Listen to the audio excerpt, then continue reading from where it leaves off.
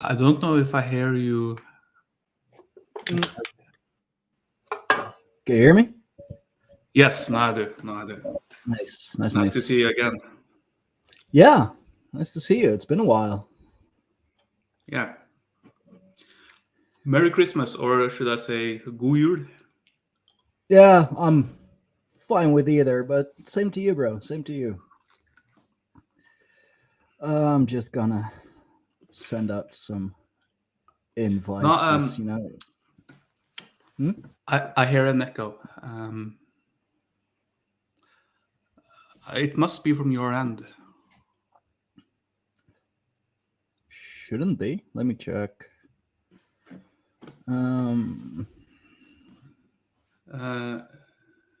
Yes, I definitely hear an echo.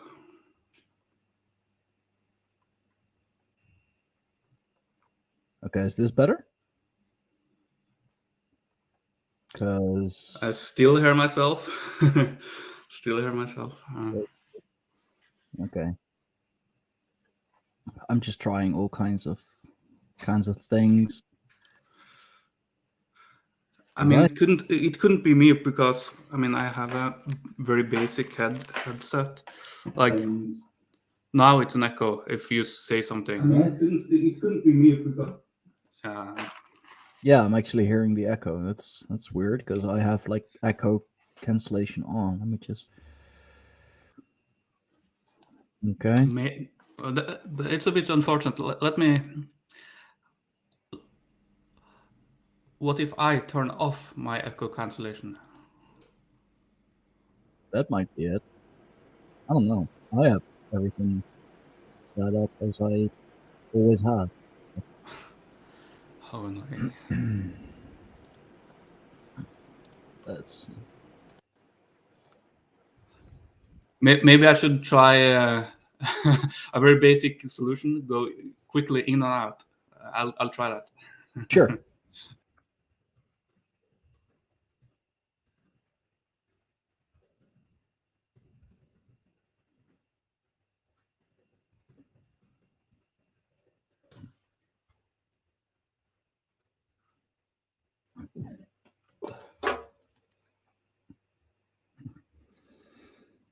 It's always so fun, you know, technology and technical issues, and yeah. Oh God, sorry about that. I'm just gonna send this stuff to a whole bunch of people. Yeah, send it to Neil as well. Let's see. Ghost. Yeah, why not?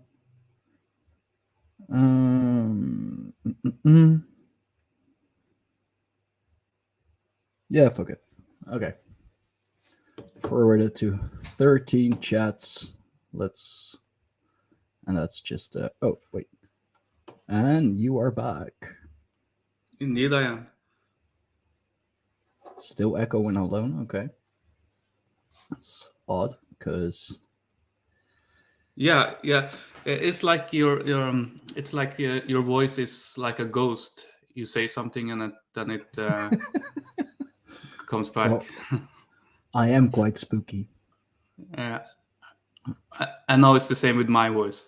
So I wonder if that is heard live for the listeners, or if it's just for us. I don't know.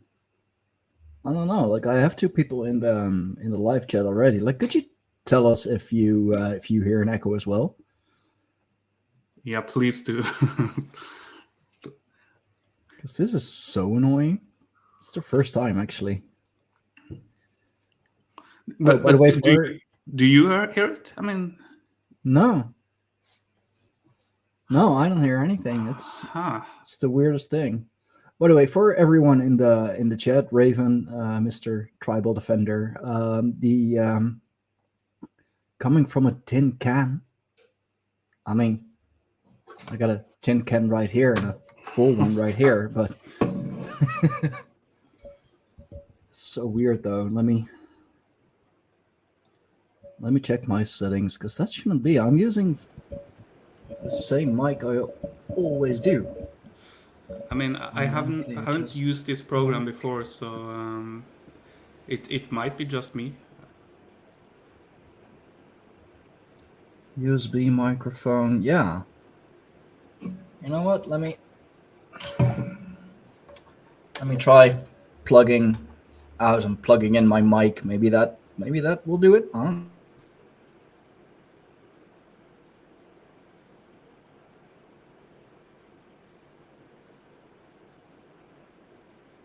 Nope.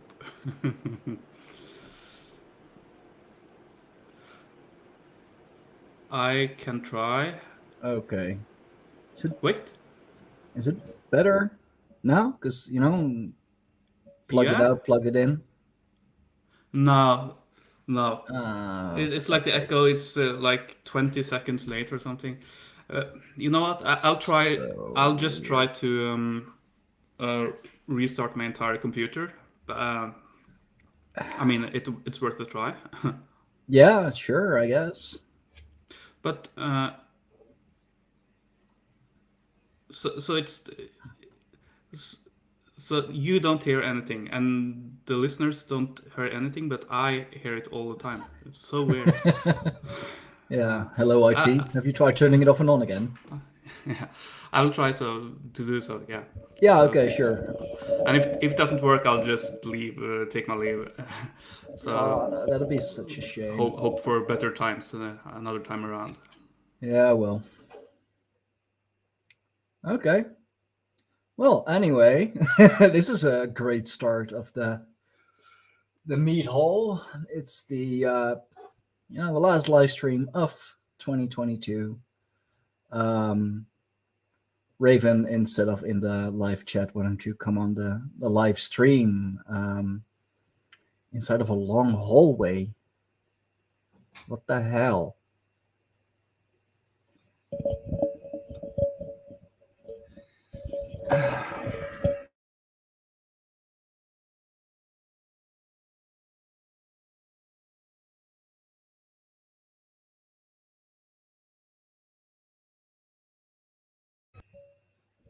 Okay. Never had these technical issues before. So weird. Let me just close my door real quick.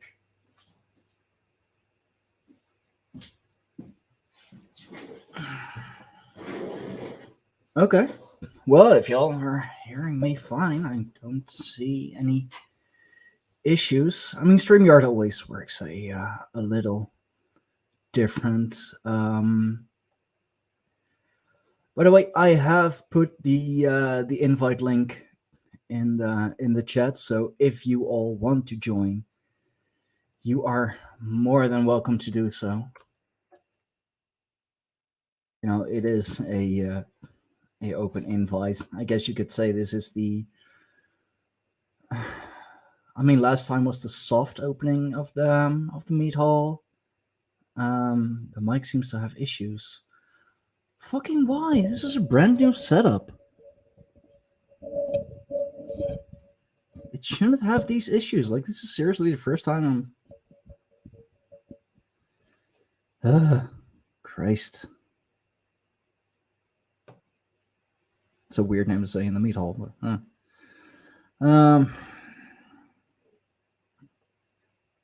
let's see.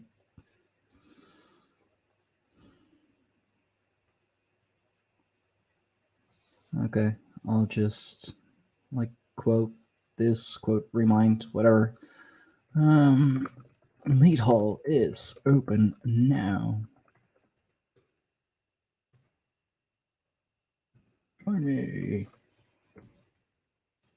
Said it was gonna do the the actual opening for the Mead Hall somewhere next year, maybe after my my birthday. Have a double celebration. But I thought, it's the solstice. Yule is coming up. Even though technically, I believe this year or this time, it's not even this year. If you go by them,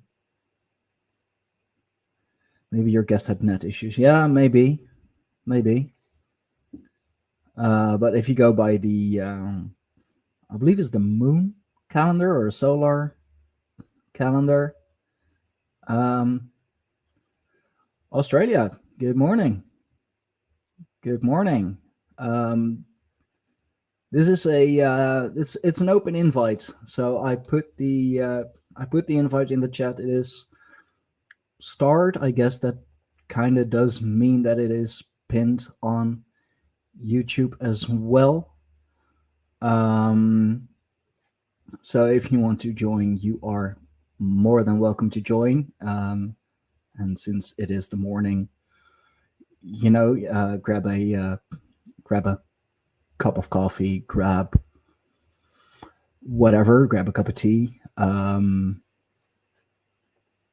or, you know, since it is the holidays, just, I don't know, grab a beer, do something. YouTube doesn't, okay. Let's see, let's pin that message. Yes. Okay, awesome. But yeah, as I was saying, Yule this year shouldn't be until the 6th of January. I'm still, the whole Yule thing, it can be any of, what is it, like 3 weeks, 3 moons? Oh, thank you. Yeah, Thomas, that was a man. That was such a good talk. He's such a good guy. Video has been blowing up like crazy. The amount of subscribers has been blowing up like crazy. So I'm very well, very thankful for all of it. Very thankful for everyone who, you know, for all my new subscribers and all for all the subscribers that, you know, that I already had. But yeah, Thomas Sheridan, like that was great. I really, I just edited the podcast as well, so it will appear soon. Well, soon-ish. If I go to my Patreon, the first one coming up, and this is just on Patreon, like a week after it'll come out on the on all the podcasting platforms. But the first one that will be coming up is with Georgina Rose with the Postmodern Iconoclast, and just today actually the one with Firefay, with my beautiful fiance online. Yo Raven. Oh, didn't realize I was in here yet. Oh yeah, man. Oh, cool. So what's going on? Yeah, not much. Just, you know, last stream of the year, last thing I'll fucking do this year, because I am taking a break afterwards. Oh yeah, that I understand. That's like, I think with everything everyone's been through, it's a break is really, it's necessary, especially after the holidays. It's going to be super necessary for some people. Oh yeah, man.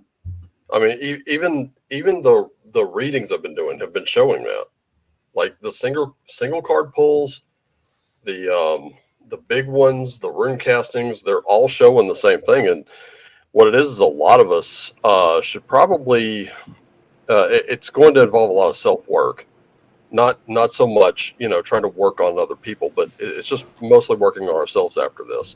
And even through all this, you're going to, like, every one of us is going to need a little time to really get centered and kind of just like self-examine, do a little self-care. We've been like giving away. We need to start giving it back to ourselves just a little bit. And I think it'll carry us a lot longer of a way than not doing it would. Yeah. Carolyn Emmerich. I actually just checked her out yesterday. She is definitely on the list for next year. But yeah, we all need a little self-care. It's been a crazy year, crazy couple of years. So yeah, a little self-care goes a long way. And thank you, Warrior Nun. I mean, if you can't donate, like, that's just, I don't know, share the stream, I guess. Like, share, subscribe, all the YouTuber shilling stuff. That goes a hell of a long way as well. Not expecting anything. I'm doing this because I want to. So, I mean, it would be great if I eventually would make some money, but I'm not expecting a whole lot. But yeah, a little self-care, man. We all need it. And like what I need now especially is just to spend some time with Firefay. Yeah, you two definitely need a date night. Like, seriously. Oh yeah, man. Yeah, we do. I mean, I already told her that since tomorrow is the the night before Christmas, that we have to watch like at least one movie. And then when I said, okay, so that we do need to watch a movie. Like, can you guess which one? Die Hard. She is explicitly. I said that too. She says it's not a Christmas movie, and we're not. That is a Christmas movie. I don't care what she says. That is a Christmas movie. Bring on her wrath. I don't give a shit. That's a hill I will happily kill for. Oh, yeah, no. So like the plan, sort of. The plan, I guess, is to watch The Grinch and The Nightmare Before Christmas, because like they're two very Christmassy movies. Well, she is a elder emo. I'm an elder emo, so The Nightmare Before Christmas. Man,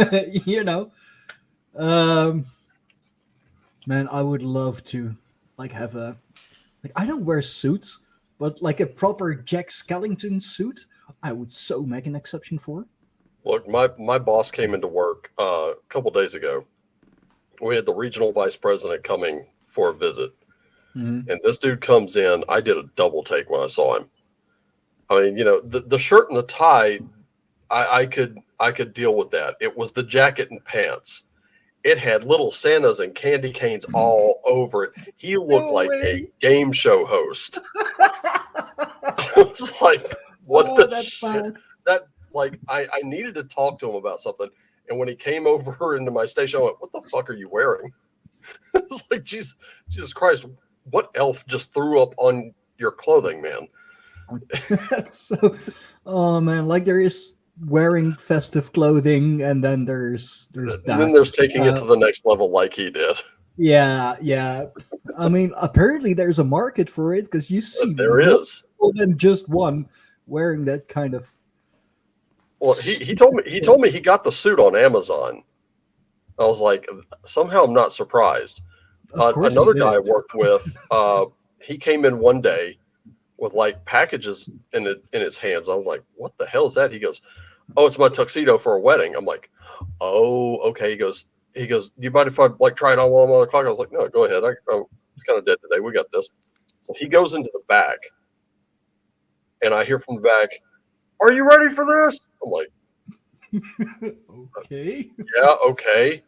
Sure. This dude comes out of the back room. I swear to you, star-spangled fucking tuxedo. It's American flag colors, just head to toe. I went, oh my goodness, dude. Totally, it's like Ron Swanson threw up on his suit. It was crazy. I was like, where the fuck did you get that? Dude, Amazon. Of course. Oh, Right. I mean, my entire Halloween costume came from Amazon. We all saw how that turned out. So, like, is Amazon becoming the new Wish? I guess so. Either that or they're ordering a lot of their items from Wish and then just reselling them at a markup. Yeah, that most likely. Because, man, like, I have bought shit from Wish before. It's cheap as fuck. Yeah. And like, it's funny. Like, so many. Like here in the Netherlands, like Netherlands, Belgium, like our Amazon, I guess you could say, is bol.com. And like back when I was, trying to be a merchant and all of that, I fucking failed, obviously. I just bought some stupid shit from there trying to resell it. And then later I saw the exact same items on bol.com. Yeah. I was like, yo, you're just getting your shit from there and then reselling it for fucking twice the price, cheap Chinese stuff. Exactly, yeah. And I mean, don't get me wrong. There have been people who made themselves a millionaire by like buying stuff from a Dollar Tree and then reselling it on eBay. Oh yeah. And I'm like, flipping stuff. How? Flipping stuff. That can be good business. Yeah. You buy it in. I've just never done it. No, I've heard of it, but I've never done it. Like, you have to be good at it, though. You can't just buy cheap shit and then, put it up on eBay or wherever and expect it to sell. Yeah. No, like, you actually then still, you have to promote it and you have to share it and then Gotta promote your shop. Yeah. Yep. I think it's not like I really don't buy much off Amazon anymore, and it's mostly because most of what I buy these days are books. And what's so weird is Amazon got their start as selling books, but now, like, if you order a book, you have to have it sent to an Amazon locker, because if not, they treat these books so poorly that they come to you all beat up. It's like, how does a business that got to start selling books so disrespectful to books? Well, because I mean, I do think it's the warehouse employees and whatever. Like, we all know the stories that like you don't get a break, you don't even get a bathroom break, but what you do get is like 10 minutes in, like, fuck, what is it, like the crying booth or something. Yeah, like special booths or special rooms where you can just take a 5-minute break and just scream and cry and fucking do whatever, and then back you go, order picker. Well, I think these are the last two things I bought off Amazon. I just picked them up today. So, of course, solo RPGs, they'll help you learn rule sets pretty quickly. Yeah, no, I worked as an order picker for 2 different companies.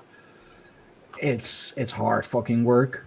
Like, it's physically tough, especially if you're doing order picking for like food and beverage, restaurants and clubs and whatever. Like, I remember orders that it's like fucking 10 like crates, like plastic crates with like 24 bottles of Coca-Cola and then 15 Cola Light and a couple Sprite and a couple Fanta and whatever. That shit gets heavy. Or those bags of salt, of rinsing salt that they'll use for the dishwashers. Those are 25 kg bags. Mm-hmm. And they never order just one. Like, they order fucking 3 at a time. So, and those, like, the carts that you put them on, they get fucking heavy. So if you are not wearing safety shoes, kiss your ankles goodbye. Yeah, oh, just kiss your ankles goodbye. Like, just bang. Okay, well, there goes my job. Tap or snap. Oh God, yeah. Actually went to jiu-jitsu again yesterday. Luckily no No ankle pickers, no ankle lockers. Fucking hate those guys, really. I think the biggest, and I call this my summer fitness plan was What up, Burdock? Bird Dog. So one year, I think it was probably about like, I don't know, 19 or 20. So this has been like, close to 25 years ago. My girlfriend at the time was like, I want to raise rabbits. I'm thinking, okay, why? And she's like, well, think about it. It's a food source. They breed frequently. They mature rather quickly. And she goes, if we're going to turn the backyard into a garden, we've got fertilizer. And she's going on. She's listed all the pros there. And I'm thinking, okay, that makes sense. The problem was I didn't have a car at the time. The car I had, the engine block was cracked, so it wasn't going to go anywhere. So we needed bunny feed. I didn't know that the smallest bag was 50 pounds. And we needed 2 bags of that. Like every couple of weeks, we needed 2 bags of it. Thankfully, it was cheap. So I would go down to the feed place to buy 2 bags of bunny feed. Now that's a downhill walk, because the ground had a slight dip to it. So two there is downhill? 2 there is downhill. And then 2 bags. Then I would have these dudes just loaded onto my shoulders, and I would have to walk it back. And I'm going to say my place was about 5 or 6 blocks away. So I'm walking 5 or 6 blocks in like double digit, like 89, 90 degree heat, triple digit humidity, just walking the stuff up. Let me tell you something. That's how I could eat back then and never gain a pound. Well, yeah. Like, I could just gorge myself on McDonald's and never gain a pound. Everyone's like, how do you do that? 100 pounds of fucking bunny feed. That's how. And they thought I was eating. I'm like, no, carrying that shit. Probably strongest goth kid you've ever seen. Oh, man. When I was in the military at one stage, and the first thing that happened to me is that I was 60 kilos back then, and I had to carry a grown man. It was really painful. Like he was 80 kilos. So, and you're having to carry like a grown man, which is dead weight. Yeah. I actually read about I read Edward Snowden's book, and he was talking about that. He said, like, here he is, he's this little skinny guy, and his battle buddy, he had to pick him up. He was just like this 300-pound solid muscle guy. He had to carry him. I'm like, nope. Yeah. A scenario where that works. Ethan, thank you for joining. Peace on earth, everybody. Thanks so much for the invite. I'm glad to come in and catch you guys. Yeah, no, awesome that you could make it. But yeah, like I've been there too. I tried to be a pro wrestler like once or twice. I tried a whole lot of things. Like I'm trying to be a podcaster right now. And this is working. This is working a lot. Yeah, I mean, this is working a lot better, actually. Yeah, it's a lot easier on the joints, I imagine. Yeah, that too. Oh god, no more rope burns from running the ropes. Those things are tough. Those are hard. But like, I remember the first time I tried to join. I was strong. I was fit. Early 20s. I did. I did it all basically. Boxing, kickboxing, MMA, grappling. I did all of it. Like I had nothing else to do, so I just did that like 5 to 7 times a week. So I was fit, and then for the tryout, I had to just pick up one of the other guys who did a tryout with me, and just squat him. And we were all looking at each other like, okay, who's the skinniest one in here? I'm trying to pick up oh god, not the tank. They paired me with the tank. Oh. Yeah, they paired me with the heavyweight. It's like, Great. Well, okay, this is gonna go over well. Okay, you're on my shoulders. Oh, this is gonna be half wrapping at best. Getting down is not the hard part. Getting back up is. Yeah, well, I mean, getting down too, like getting down without just collapsing right away. Nacho Libre, yeah. Well, yeah, dude, I've seen guys like that. Oh, That yeah. is a great movie. It when I is. first saw it, I was like, I don't know if I'm gonna like this very much, but after watching it, I was like, yeah, okay, I dig it. I dig it. No, Pretty awesome. no. Yeah, yeah. Still one of my or like my absolute favorite movie, wrestling wise, is The Wrestler with Mickey Rourke. Oh yeah, that was a great movie. Yeah, because that's actually very close to how it goes. You know, that is the pretty much the life of an indie wrestler. Well, You know, I think, especially the smaller ones. there You know, there were stories of Rowdy Roddy Piper had gone to see that movie in the theater, and in the middle of it somewhere, it was like, it wasn't during one of Rourke's wrestling scenes. It was during one of his scenes where he's trying to patch things up with his daughter. Mm-hmm. And he just got up and shot out of the theater. And the people that had invited him to go caught up to him. They found him in the bathroom, like sobbing his eyes out. And they're like, "Is everything okay?" And he's like, "That's exactly what it's like. That's what your home life is like." And it just, it wrecked him. And I'm like, dude. And I mean, watching it, like you'll see people related to wrestlers. Roman Reigns' sister was in that movie.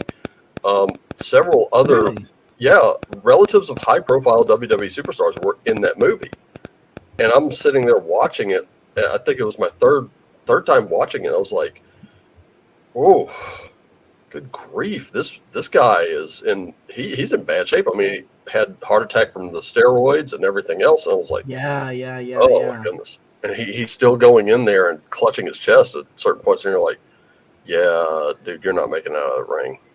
Yeah. You probably all know about. What's up, y'all? Hail to the tribe.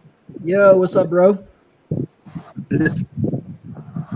I'm just showing my Tatarian architecture in small town Georgia. Oh, that's Oh wow! Obelisk and everything. Greco-Roman style. Yeah. Roman columns. Yeah. Pantheon. There we go. Supposedly built in supposedly built in 1890. That's what it says on the building. All around the 1800s, late 1800s, and stamped out of the ground in like what, less than a year? Like all just. Oh yeah, it's ridiculous. I also live near the Etowah Mounds. I was on you check the My Family Fix on Crazy podcast where I do esoteric Georgia. Yeah. I got the Etowah Mounds like 2 miles that way, which is when you look at the paintings of the indigenous people. I mean, straight Tartary dress. I mean, they're not bare-chested, naked, wearing animal skins. They have beautiful blue. There's another one. They have beautiful blue. Dress, hats, like very complex stuff. So it's just interesting that area that I'm in. So I just wanted to share. Sorry to interrupt, guys. No, thank you for sharing. Like Tartaria is my number one favorite rabbit hole to go down to. So. I was mentioning Andre the Giant. You probably all have heard about him. I don't know his career in details, but it's very sad to see him in the end because he was a literal giant and had the giantism, and part of it is like your health going down. So I think at one clip it's like just falling down, just randomly. It's really sad. Yeah, like he had. Like indeed, like the literal giant gene or whatever, and that's like just on your joints. That's tough. I've actually met a literal giant, or someone who had giantism, or at least I think it's called SOTS disease. So I think there are several ways to become a giant or have a giantism. But Yeah. he was really large, especially his hands and feet. He wasn't extremely tall, but Did he? Also, just because I have done a lot of shit about giants with Joshua, of course, Joshua Fortini, who may or may not be joining us. He's currently in the woods with family. Did he also like have 6 fingers or just regular 5 fingers? I don't look at people's fingers, but I don't think so. And 2 rows of teeth and all that shit that they supposedly have.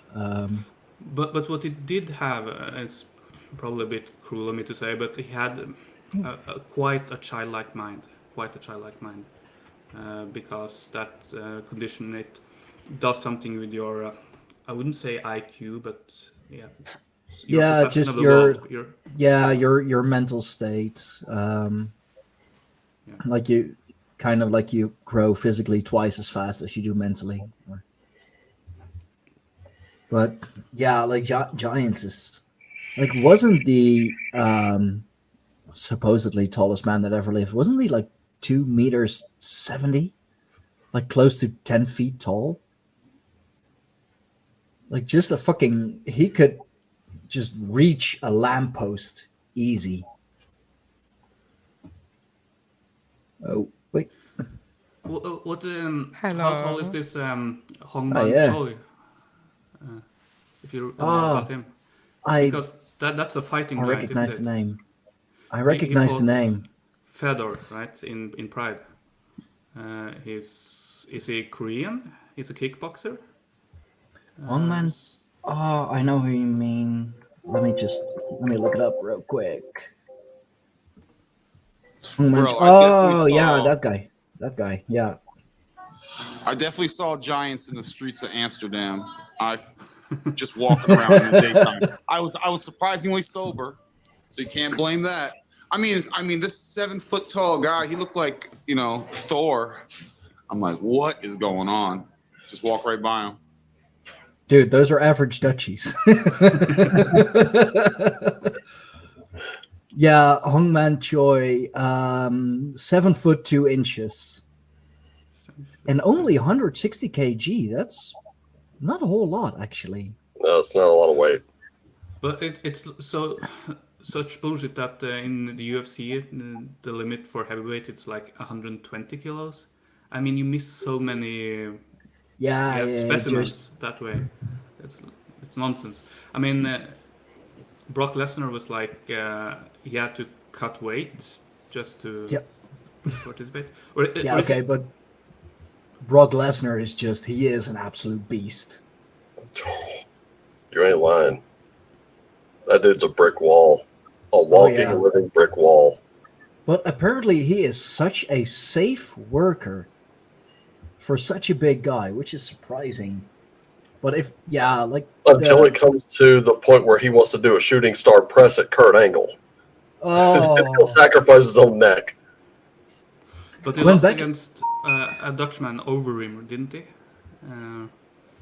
I mean, Dutch kickboxing, come on. Come on.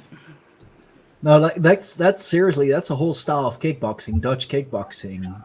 It's I believe the most recognizable part, or why it is Dutch kickboxing, is because we learned to have a high guard. But yeah, what's the point? Nobody can reach you anyway. Yeah, that's true. Speaking of having to punch up. Yeah, no, but just 6 foot, 7 foot. I mean, here on average, us Dutchies, the men at least, are about 6 foot, and 7 foot is not that uncommon. How tall are you, Stein? I'm about 6 foot. 6'1". I've had a theory why the Dutch are so tall, and isn't it about status? Because you have a heavy sexual selection for tallness and status. Tallness, height. I mean, women That's the do theory. always say that, I want a man who is at least 6 foot and all of that shit. And I mean, like, on average, we're the tallest anyway, so you really don't have much choice than to, go with a tall man. But I mean, Germans are very closely related to you, and even Danish Yeah. people, but they're not as tall as you. So why are you so tall? What about Belgians? What about your neighboring French? What's going on? I don't know. I guess, we're just that special. Dragon blood, dude. Dragon Oh blood. yeah, man. Oh, dude, yeah. There is a saying that as a finishing touch, God created the Dutch, which I mean, like, it's very nationalistic and all of that, but it's funny because we truly are like, you have the Germanic people and you have the Anglo-Saxon and the Danish and whatever, and then you have the Dutch. Like we are very, very much different, like similar in a lot of ways, yet still quite different. Something I've been studying looking into the last few months is the sea kings, the giant sea kings that came over from North America into the Mediterranean. And basically they were the Phoenicians, essentially. It's really interesting. And they were giants. And someone's work that's really been highlighting this recently is Dr. Narco Longo. Heard that name before. He's been floating around some of the shows, like like One on One podcast and some of those shows. He was just on Tinfoil Hat with Sam Tripoli, but his work, like, I was already researching this before he started coming out and looking into the Sea Kings. Basically, man, it was like these ancient cultures came over from North America that direction into the Mediterranean and just took over everyone. These are these are the Phoenicians. These are pre-Sumerians. And they were giants. Yeah. And I love what Longo is bringing to the table. In Florida, they have these stone anchors, right? You just, the huge stone rope. But they're like 20 feet tall, several tons anchors that, sailors would throw in the water. So you need to be a giant you need to have a couple giants, and you need to have very large ships. So a strong ass ship if you're hailing 20-ton anchors, like. Yeah. Dude. So he brought. I wasn't aware of that aspect. So there's physical evidence, and you can see the rope weathering the stone. You know what I mean? The rope. You can see that on the stone. So this is like physical evidence of something, right? Ships, and there's holes drilled right through it. These are like thousands and thousands and year old stone anchors. So I really like the story of the giant sea kings coming across. This is also there's a lot. Is it Atlantis? Some would say it's Atlantis. I know there's a lot of discrepancies. Sorry, I'm in a coffee shop if it's noisy. But this is just stuff that I'm really been looking into. Now that fits in with Bach Saga stuff. That fits in with even the Moors and things of that nature. All in that region, so it's just really interesting stuff. And you got me talking about it just because giants and yeah. Dude, it's the meat hall. Talk about whatever you want. I'd like to mention you all know about the Rollo, right? A very famous Norwegian. Yeah. The one who I wouldn't say he founded Normandy, but he was one of the participants. He was called Walking Gange Rolf, or Walking Rolf in my language, and the reason was that if he sat on a horse, his feet would touch the ground. So he was pretty tall. But the horses might have been smaller back then. Who knows? Yeah, I mean, I think they all were bigger actually. Like that's a question that came up with when I was doing the podcast giant stuff with Joshua. That if of everything there was a like a giant form. You know, we had fucking giant lizards and giant trees and giant centipedes and whatever. Like everything was just huge. Then why no giant humans? Like, are we just that special that we've always been average? Or In evolutionary terms, I believe that in an ice age, all animals become larger because of reasons, heat insulation, perhaps. There's And also. Oh, I'm sorry. And also, animals, of course, are larger when you have more oxygen in the air. yeah, So there are limitations of how big we can become, probably. Yeah, there's also the thought of, even now you see the Schumann resonance changing. So you have some theories like the vapor canopy, where you could support these larger fauna and things of that nature. So this realm is kind of ever expanding and changing. So the giants might be remnants, and then you get into the mythos of archons and things of that nature, Nephilim and all that, Anuna, those types of things, which were large. Maybe they're remnants of when this realm energy was a little different, higher frequency. And then the vapor canopy broke, as above, so below, and then that's where all the floods and things happening. These are all just interesting things that I'm into, but it could explain a lot of this, like giant everything at some point, And we're changing now. I mentioned the Schumann resonance because that's actually changing now. Like these are things you can measure with human instruments. Yeah, but that's the wouldn't heartbeat that of the Earth? It's been chill, and now it's been going since December 2019. It's been kind of spiking and going up. So if you're not vibing, that's why we talk of high vibes, high frequency all the time. If you're not vibing, you're staying low vibe, you will be affected. And it's interesting that you mentioned that time, because that's like basically when the whole freaking world changed. And I've been talking to a couple people. This has come up most with Georgina Rose, the postmodern iconoclast, that she researches the whole pagan revival thing to,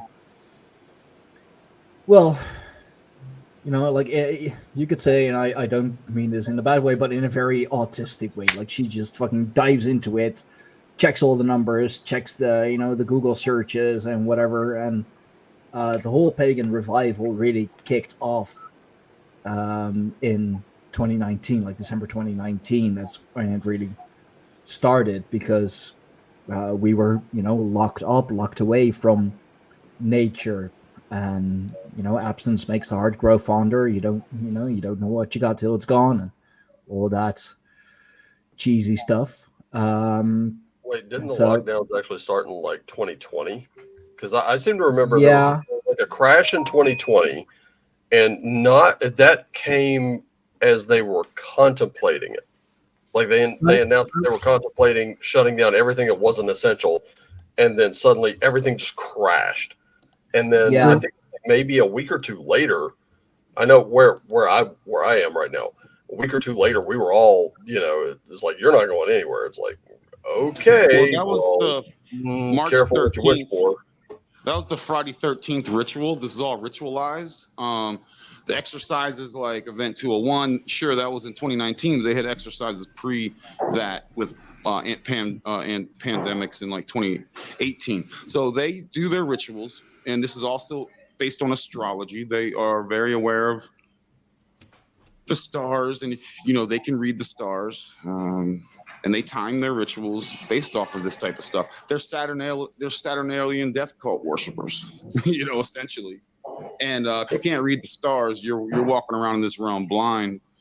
So all this stuff is ritualized, you guys know, and it's just very interesting that it coincides with astrology, coincides with Schumann resonance, coincides with their agendas like 2030 and how they manifest their evil agendas, and it also coincides with how I noticed the uniting of the tribes, man. People that are on a lot of people were cut out of our lives because they're just clueless and they fell under the hypnotic spell. But as people leave, new people come in, and I noticed the minority of the high frequency type folks, high-minded beings, some like ourselves, have actually been uniting the last 2 years. So it's been rather interesting how these things have been manifesting, in my opinion.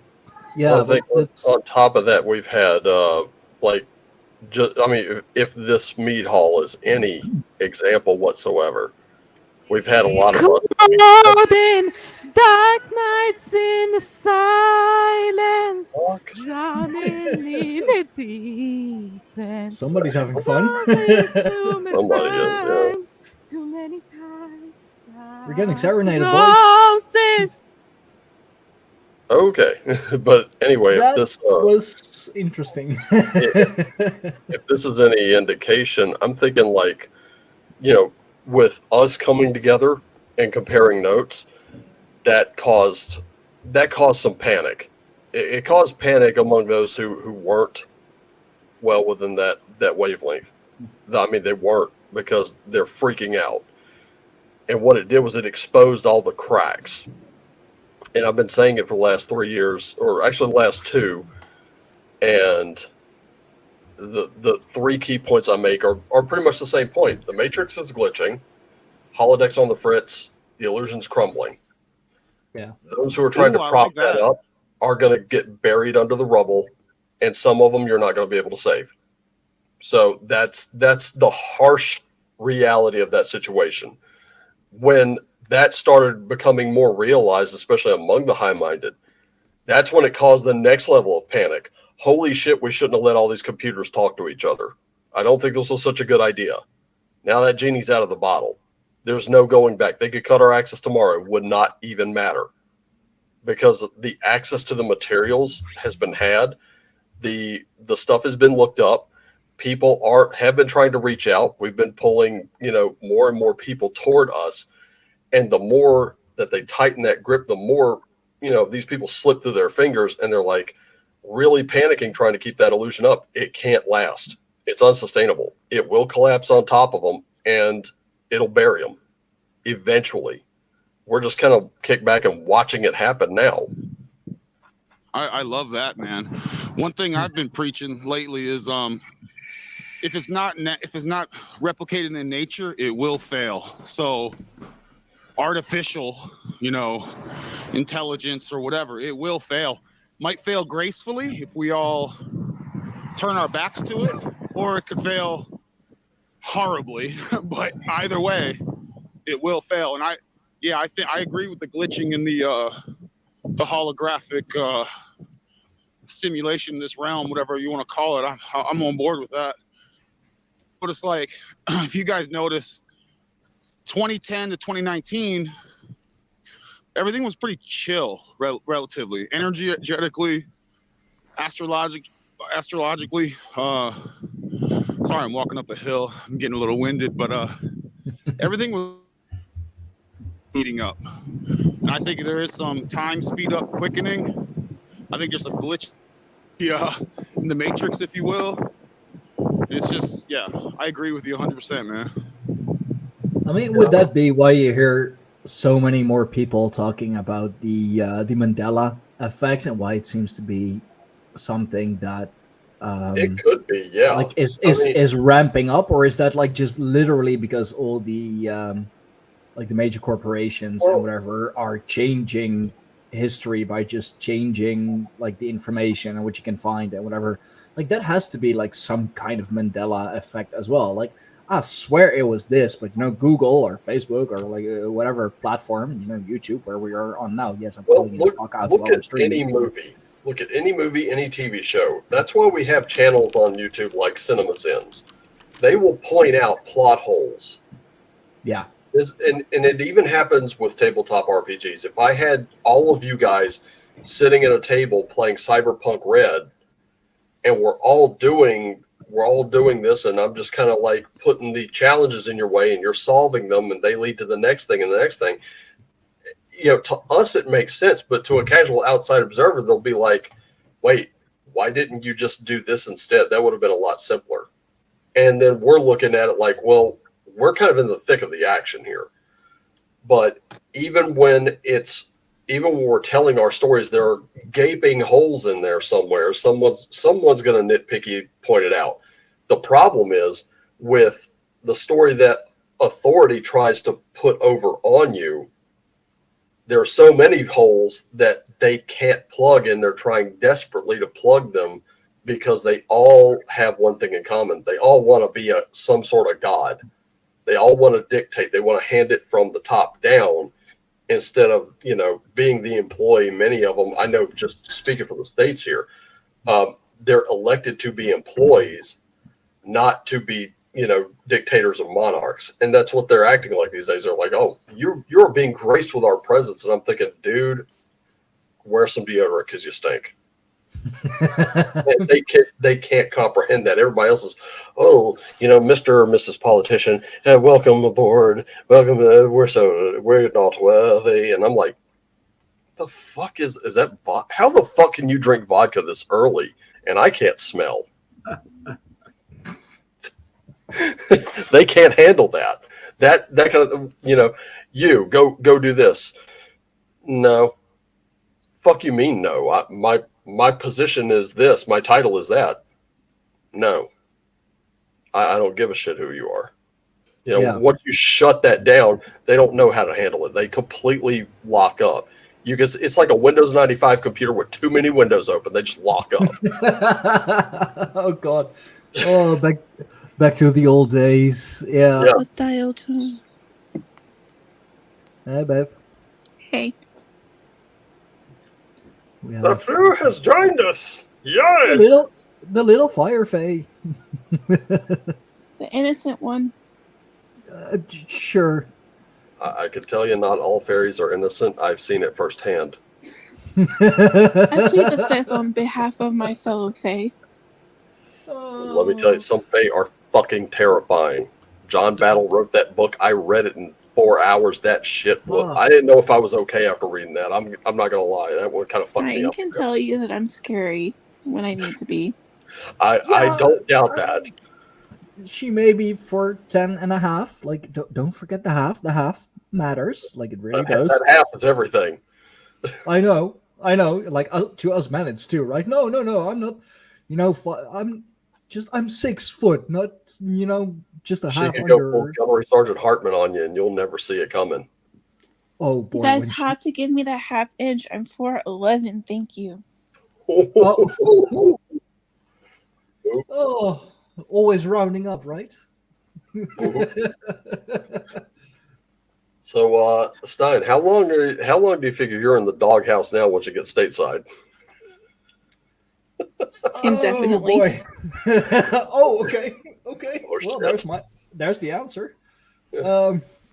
Luckily, I know enough other people in the States who are, willing to accommodate. Like, me. I would let you go over to other people's houses if you're in the doghouse. Sorry, not gonna happen, dear.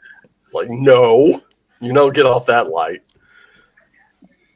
No, I won't actually, and I know that for a fact. Oh, God. But it's nice to finally meet you, Light Elf. I've heard so much about you. Yeah, you two haven't really.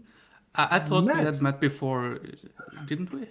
Because I talked to you about very briefly. Yeah, about my bow.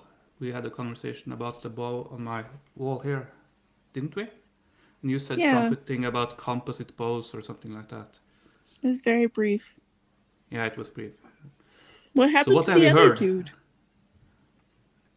Oh, what the? Actually, we lost 2 dudes. Yeah. Oh no, wait. Oh, there you go. There's Ethan. Okay. I apologize. My internet is super scattered today. Are you like in the path of all these storms lately? I know I am. I'm actually in Tahoe, so we got a big storm about a week ago or so, and now we're super mild. Now we're getting the sloppy seconds. Okay, I see how it is. We have people like salting parking lots and sidewalks like right now, and that wind changes direction at the drop of a hat. My boss said, you are staying home. Crazy. You just got over being sick with the flu. You're staying home. We love you, but bye. We love you. Stay home. Well, and it's funny because she's off for the full week because her birthday was on solstice. And so she's like, you're going to stay home whether you like it or not. And it's like, yes, ma'am. Oh, You know, the cool thing about my job is that if such a thing occurs, I still get paid for that day. I wish I got paid. Because the thing was, we're scheduled to be there, but if something unexpected happens and they close or they call us and tell us, hey, you're not needed today, I still get paid. So, well, the familiar came up to say hello to the crew. Nice. Aw, Cleo? Yes. Aw. And it's funny, she is definitely like your familiar's mini-me, Raven. Oh, Bub. Shit, that reminds me. I got to step away for just a minute because I got to feed him, so I'll be right back. Oh, you forgot to feed Bub? No, it's just his feeding time. No, you forgot. You just totally forgot. No, it's like, seriously, it's at 5. I'm only It's feeding time. Yep, he has to take his probiotics, so I got to put in some canned cat food for him. Okay, he's not spoiled. Oh, no, not at all. No, I don't spoil him. I torment him night and day, and he loves me for it. Whatever floats you in Bub's boats, I don't want to know. That's between you and him. I mean, come on, we're all like that with our familiar. I'm like that with Timmy. You're like that with Cleo. I don't spoil her in that kind of way, though. No. Arya's the one who's spoiled. Cleo is not. Oh, boy. Yeah. But it's nice to meet you as well, Ethan. No, as well. Are you gonna show your presence? Or? There's privacy right now because of Stein's ex, and also because I just woke up and I don't feel like sharing my bedhead with the world. All good. All good. Where are you? I'm actually in my room with my familiar right now. Well, I mean, where? What's your location in the world? Oh, Colorado. Cool. Very nice. Longitude, latitude. That's all I can delve into. I love Colorado. I've had a great time when I've visited Colorado, Boulder and the mountains and so forth. So you're familiar with Vail, Breckenridge, and all the pretty parts. I've snowboarded at a couple of mountains, but I'm not super versed in that area as far as. You need to go to Breck in the summer. You need to come to Vail in the summer. You need to do. That is a really neat place. I'm in Tahoe, so it's hard to leave here. It's not bad either. Yeah, Tahoe's pretty too. Yep. But there's a lot of factors in why I don't show my face. All good. Oh, no, I didn't mean to be intrusive. Oh, no. It's okay. I don't mind explaining. Yeah, it's all good. And I don't think you guys want to see a messy room either. Oh, honey, I see it every day, so I'm good. I'm going through my stuff, thank you. I am downsizing. And you said you just got over the flu or something, right? Oh, yeah. It's like this flu that's going around Colorado. And I was like, I'm taking, all the precautions not to get sick because I work at a gas station. Mm-hmm. So I have people coming and going because of truckers and all that stuff. Sure. So I take the necessary precautions. And the week before, Fox noticed that I was just not myself. And I was like, oh, I'm fine. And then the next week I was out with this flu and it killed my hearing to the point where I can't really hear anything. I'm still struggling to do daily stuff without getting sick or dizzy. It's a doozy. Yeah, sounds it.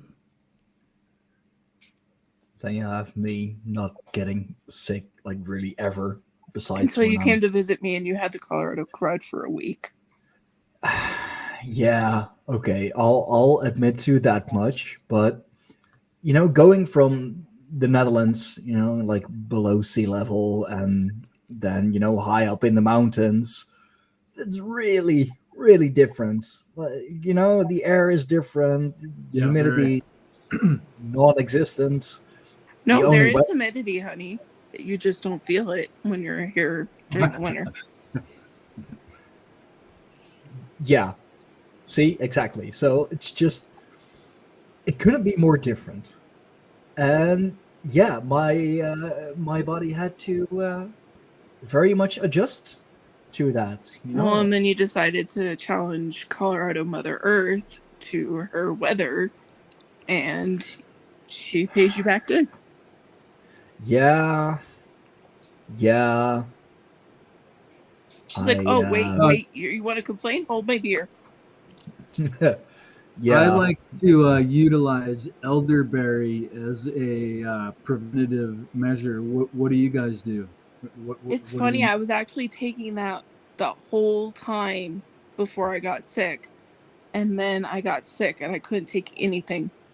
I don't even know how I got sick. I guess it was like a fluke. Sure, I mean flukes happen. Shook hands with one person or whatever it is. No, I was just in the presence of somebody, I guess. That's all. Yeah, sure. That's all it takes. Yeah. Because like at the gas station I'm at, they're wanting to install shields between the cashier and the people coming in because we've had so many people who have been sick in the last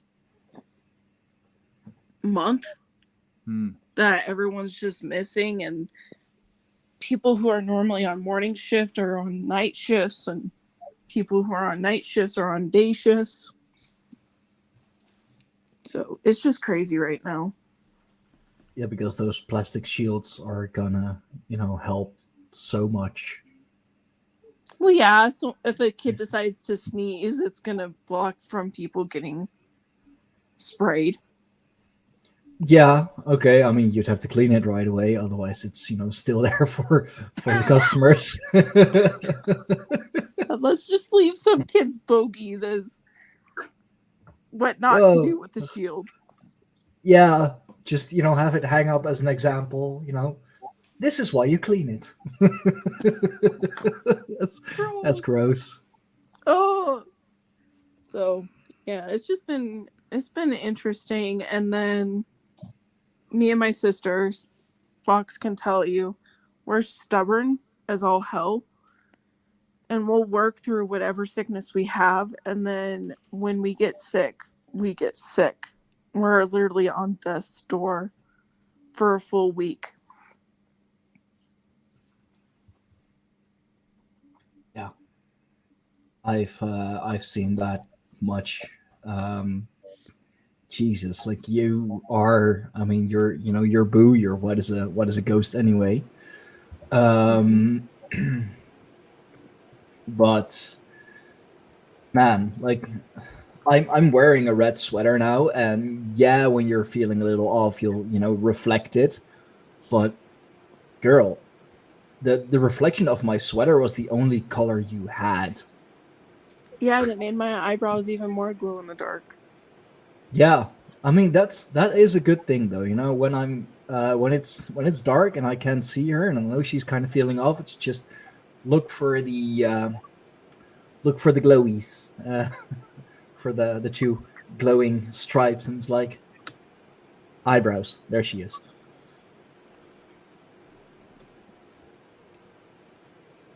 Or I peek my head out from under the covers and be like, "You won't see me until you see the eyebrows." Yeah.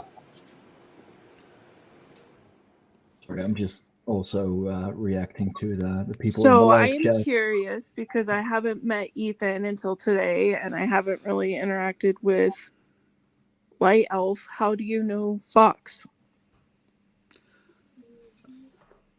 Well, I was stoked to be on the show a couple weeks ago now and got to know Stein. I feel like maybe I know him better than he knows me now because I've listened to his videos. but we had a good conversation a few little bit ago. Yeah, all about the number 4 and everything that's going on with it, and I still see it everywhere. Like, damn, even now, like it's me with 4 guests, if you will. So yeah, it is quite. It's a great tool, but it is it becomes kind of like a almost. It's not the only thing, as I said. It's a great basis to observe. yeah. No, it was that was a great show. Just my mind kept blowing up and over just for like an hour and a half straight. I was thinking of things to say, but I was like, I don't know. I don't know. Well, I thought we made, or in a sense, we made a neat discovery relative to the 4 pattern with the 3. Okay, 3 is my number. I was waiting for that to come out. well, what I found is that where there's a trinity, there's a.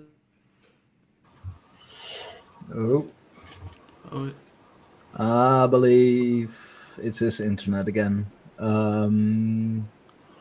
But yeah, where there's a trinity, there's always a like a bit of a hidden 4th, if you will, or like one that is above that trinity, making it 4. Well, and it's funny that I'm a female, and here's a 4 for you, hun. I'm the only 4 females, so I'm amongst 4 dudes. Oh shit, yo, yeah. Or there are like 5 people on stream now and 3 watching, which makes 8, which is 2 times 4. 2 is half of 4, and now we're down to 4 people. Hey, Hey! Well, he'll be. I bet. I swear, every time you do that, I'm reminded of that scene in Beavis and Butthead where they're watching videos, and Beavis just starts going, "Hey!"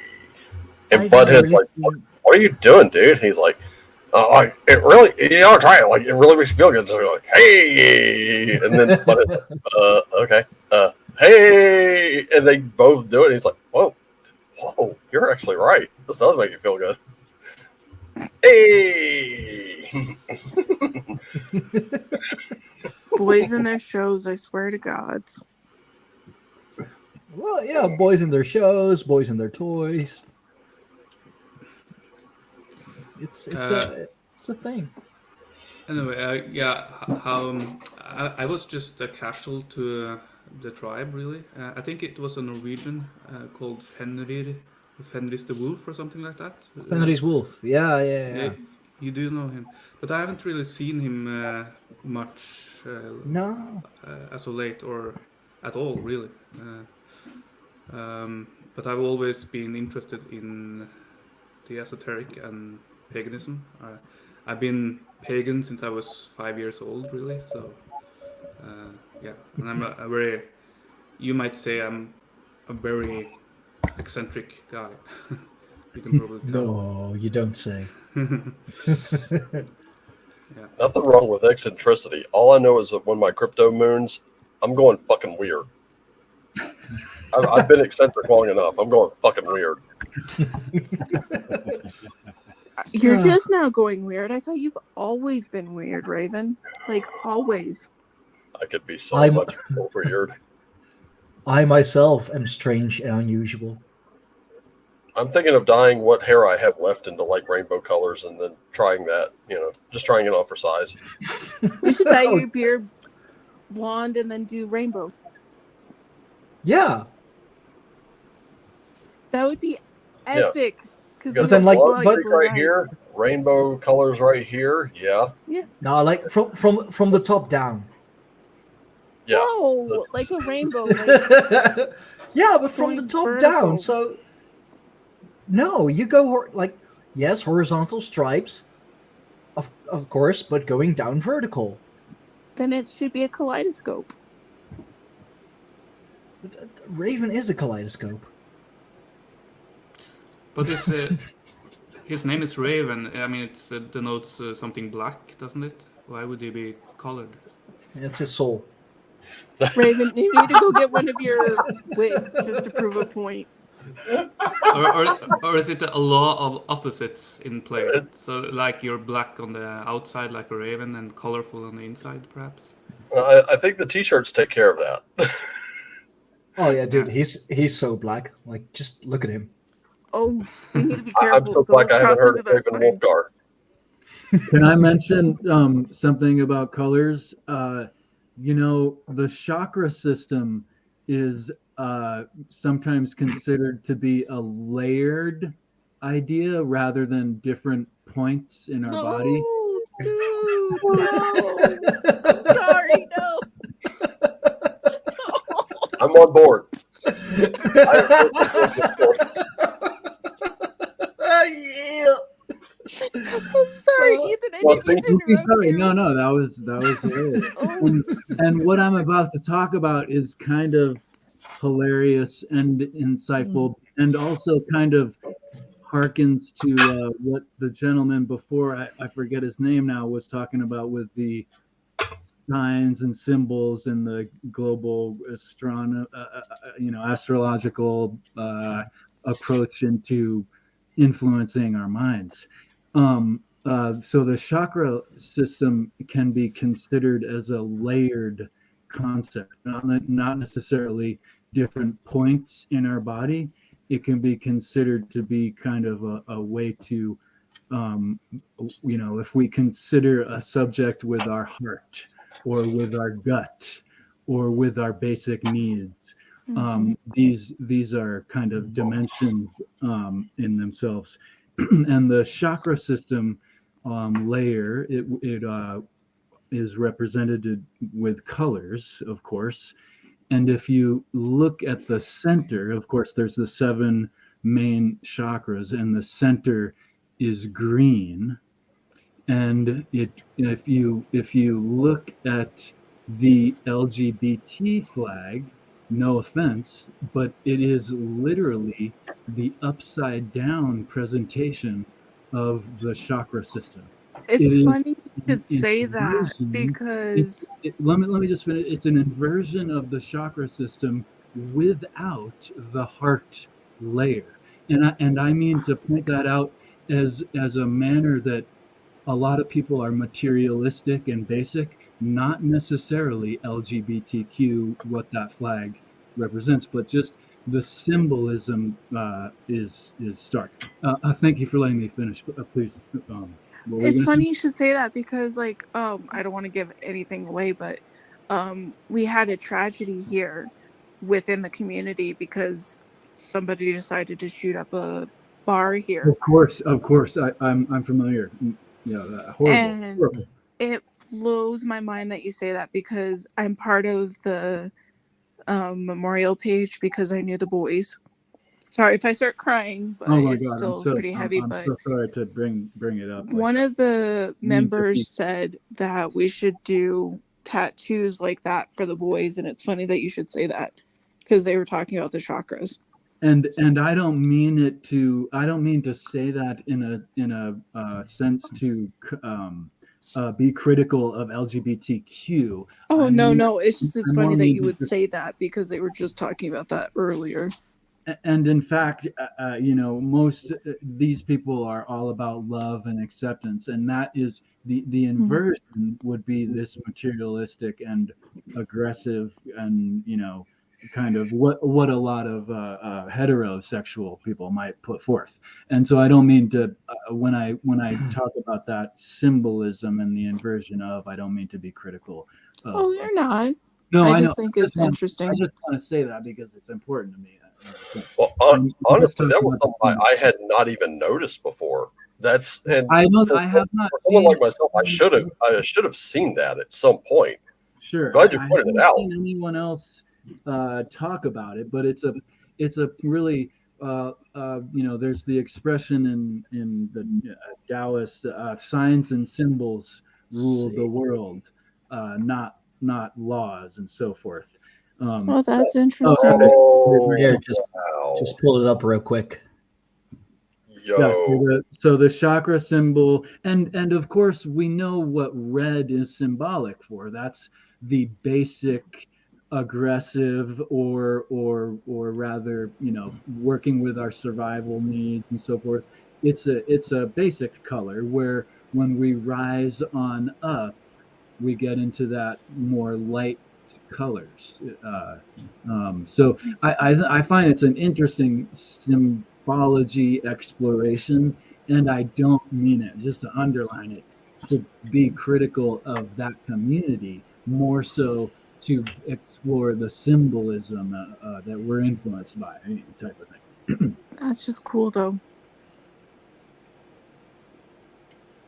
Something I never saw. I never thought about that, but it's interesting. And it just, I happened to look at it while I was conceptualizing and obsessing on the chakra system as a layered concept of how you can conceptualize things differently, or even manifest things differently. Well said. Like when you put it, like, because looking at that graphic, everything is like in this linear type fashion, right? But when you're talking about layers, you're talking about not like this, but like this. And when you start to understand it that way, that's like, dude, you opened a hell of a door for me, because now that I can understand it like this rather than like this, right? It makes so much more sense now. And that layering, just as they refer to traditionally or more topically or whatever, the chakras being of a place but not of a space, right? The same. That's gonna help me with my yoga stuff. Excellent. Sorry. No, please, no, don't be sorry. It's an amazing concept, and I think it's just one of those things that is influential rather than suggestive of a group. I don't mean that's important, again, just to clarify. So just an interesting color symbolism, and I find just the chakra idea of the layering just in and of itself, not necessarily in comparison with the inversion idea, that dimensional kind of idea is helpful. To change the subject, I am so sorry, but Stein, I think you've been replaced. How? Cleo is like all over my phone every time Ethan talks. I mean, it's all interesting what he says. Well, it's funny because like she is purring like so loudly right now. One of the things that I've noticed this is something that's been going on both in tabletop RPGs and the occult itself. I'll take two people as an example here. Donald Tyson, who wrote The New Magus, which that's a book that's out of print. Thank goodness I picked it up when I did, because that thing tripled in price after a book. And then RPG Pundit, who writes a book called The Invisible College. Both of those guys are heavily invested in the occult. They have gone into esoteric matters. But I've noticed something about both of them that they share. Not only are they well researched, and I'll give them that, but they also like when they talk about things, they talk about like they're the only word on that subject. It's kind of strange to do that, but like I can say this, it's a little off-putting at first unless you just kind of like knuckle under and just go for it and read their work. Their work is pretty superb, but the way they've presented chakras and those manifestations and things like that, they put it in such like granular terms that you can see most people don't like. They'll look at it and their eyes will cross. And then you'll get people like Yasmin Boland, or you'll get Georgina Rose, who'll come up. They throw a concept out there and it's so easily understandable, and they're all researching the exact same thing. And I think I can't remember who brought it up now, but when they're talking, earlier there was the point of astrology, everything's timed by the stars. I've been timing things by the moon, just to like get my feet wet again on some of these issues. And you can, like, I've noticed an increase in positive results. I've noticed also an increase in results that maybe I didn't get what I wanted, but I definitely got what I needed out of it. What are some of the correspondences that you use with the moon to time it? How do you use the moon? Well, like you start with the new moon. At the new moon, you're writing down all of your intentions. This is what I want to accomplish. And one of the things that I personally do, and I've just kind of simplified it really, with that little list, it'll come out of like something like this thing right here. I'll just write it all down, night of the new moon, fold that piece of paper up. I'm putting it underneath my candle. And every day that candle gets lit. So that's part of my daily observation. It's part of the daily, spiritual practice there. So every day that candle gets lit, every day an offering's made. When we get to the full moon, that's when I start noticing if it's not coming in, the doors are opening, and I can usually spot them, and I'm walking right through them. Just as an example, the month leading up to my performance review at work, I was like, I'm getting off of this, or I'm getting out of this pharmacy, one way or the other. So initially, I was looking for other jobs. The performance review comes up. The one who did the review had been talking this big game the whole time. And when I got the actual review, all I saw was red, and I was glad he wasn't in the same room because I'd have choked him. Like, not even kidding you, I'd have choked him. There's that correspondence with the red color. With that red color, yeah. Yeah. But right after that, an opportunity had opened up, and I just jumped on it. And now of course, the paychecks are looking great. That raise just dropped, so everything's looking awesome. Everything, like all the financial plans and all the stuff I'm planning, the doors are opening, and I'm able to go through them a lot more easily than I would if that hadn't happened.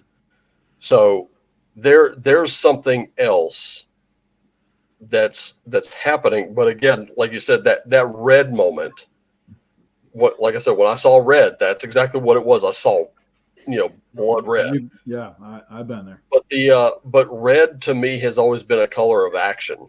Sure. It's never really been like a color of base, R complex, fight, flight, or flee syndrome. Well, it's the other side of the coin has the other side of the coin, right? It's true. Useful in the circumstances that it's needed. Each one of those dimensions are useful, but getting caught up into it is where, like, a person is pursuing a mate for their material rather than their personal, if you will, just to be cliched. But yeah, red is absolutely useful. I think you're absolutely right in the primordial sense, the action, because it is, I want her, I want it, I want that, I'm doing it, I'm going. Yeah. And it's for me though, the green and gold spectrum are my absolute favorites, because it's always the really, like, when you are getting what you want in a way that's not expected. Like you're not getting it the way you want because the way you want it wasn't good for you. You're getting it in the way you need it because then it starts building you, or it starts transforming you in some way. It's working you from inside out. When that starts happening, that's my absolute favorite. Those are my absolute favorite moments. That's why if you go on YouTube and you check out the Schumann resonance, what they call sleep meditations. I used to go to sleep watching movies or documentaries. Now I go to sleep with that. And I've been doing that for a solid 2 years. I do the vibrational stuff. And it's interesting because, like, now that we're on the vibrational stuff, it's interesting to me too, where it's like you listen to a certain vibration to sleep. And then there's a certain vibration for healing. There's a certain vibration for I hate saying this. I'm so sorry, Stein. I know you're going to turn red, but there's even a vibration for sex. And it's interesting that the music, like the mainstream music, is on a completely different vibration than the other stuff. And like now that I'm listening to that stuff more and more, and I listen to like the mainstream music, you can definitely tell a difference between the vibrations. Well, even Tom McDonald has pointed it out, and I can, before I get to him, most of the mainstream music you hear these days on the radio, it's literally written by two different guys, just two, and they're writing for major pop artists. And what they've noticed is there's like certain patterns are just repeated throughout the song, and that's so they say that so that the song compresses down into a nice tidy little file that could be sent a little faster, but it's also repetitive. And what happens when you repeat something long enough? You stand around in any department store, you will hear the exact same ad for something every like 15 minutes. As long as it's repeated, you repeat it long enough, others will believe it. You got guys like Tom McDonald out there. He's just doing his thing, and people are flocking to it because they're tired of the repetitive bullshit in mainstream. It's just it draws some in and it just holds them there. Others, it sends them fleeing after a while because they're like, I don't want to hear it anymore. I just don't. And then people complain about some of the stuff he does, and he's like, okay, if you find my music unacceptable, let me give you a little perspective here. This type of music is about drugs, violence, girls, and cars. That's not what I do. So if that's not what you're looking for, you're not going to want to listen to me. If you don't want to hear that, you'll listen to me.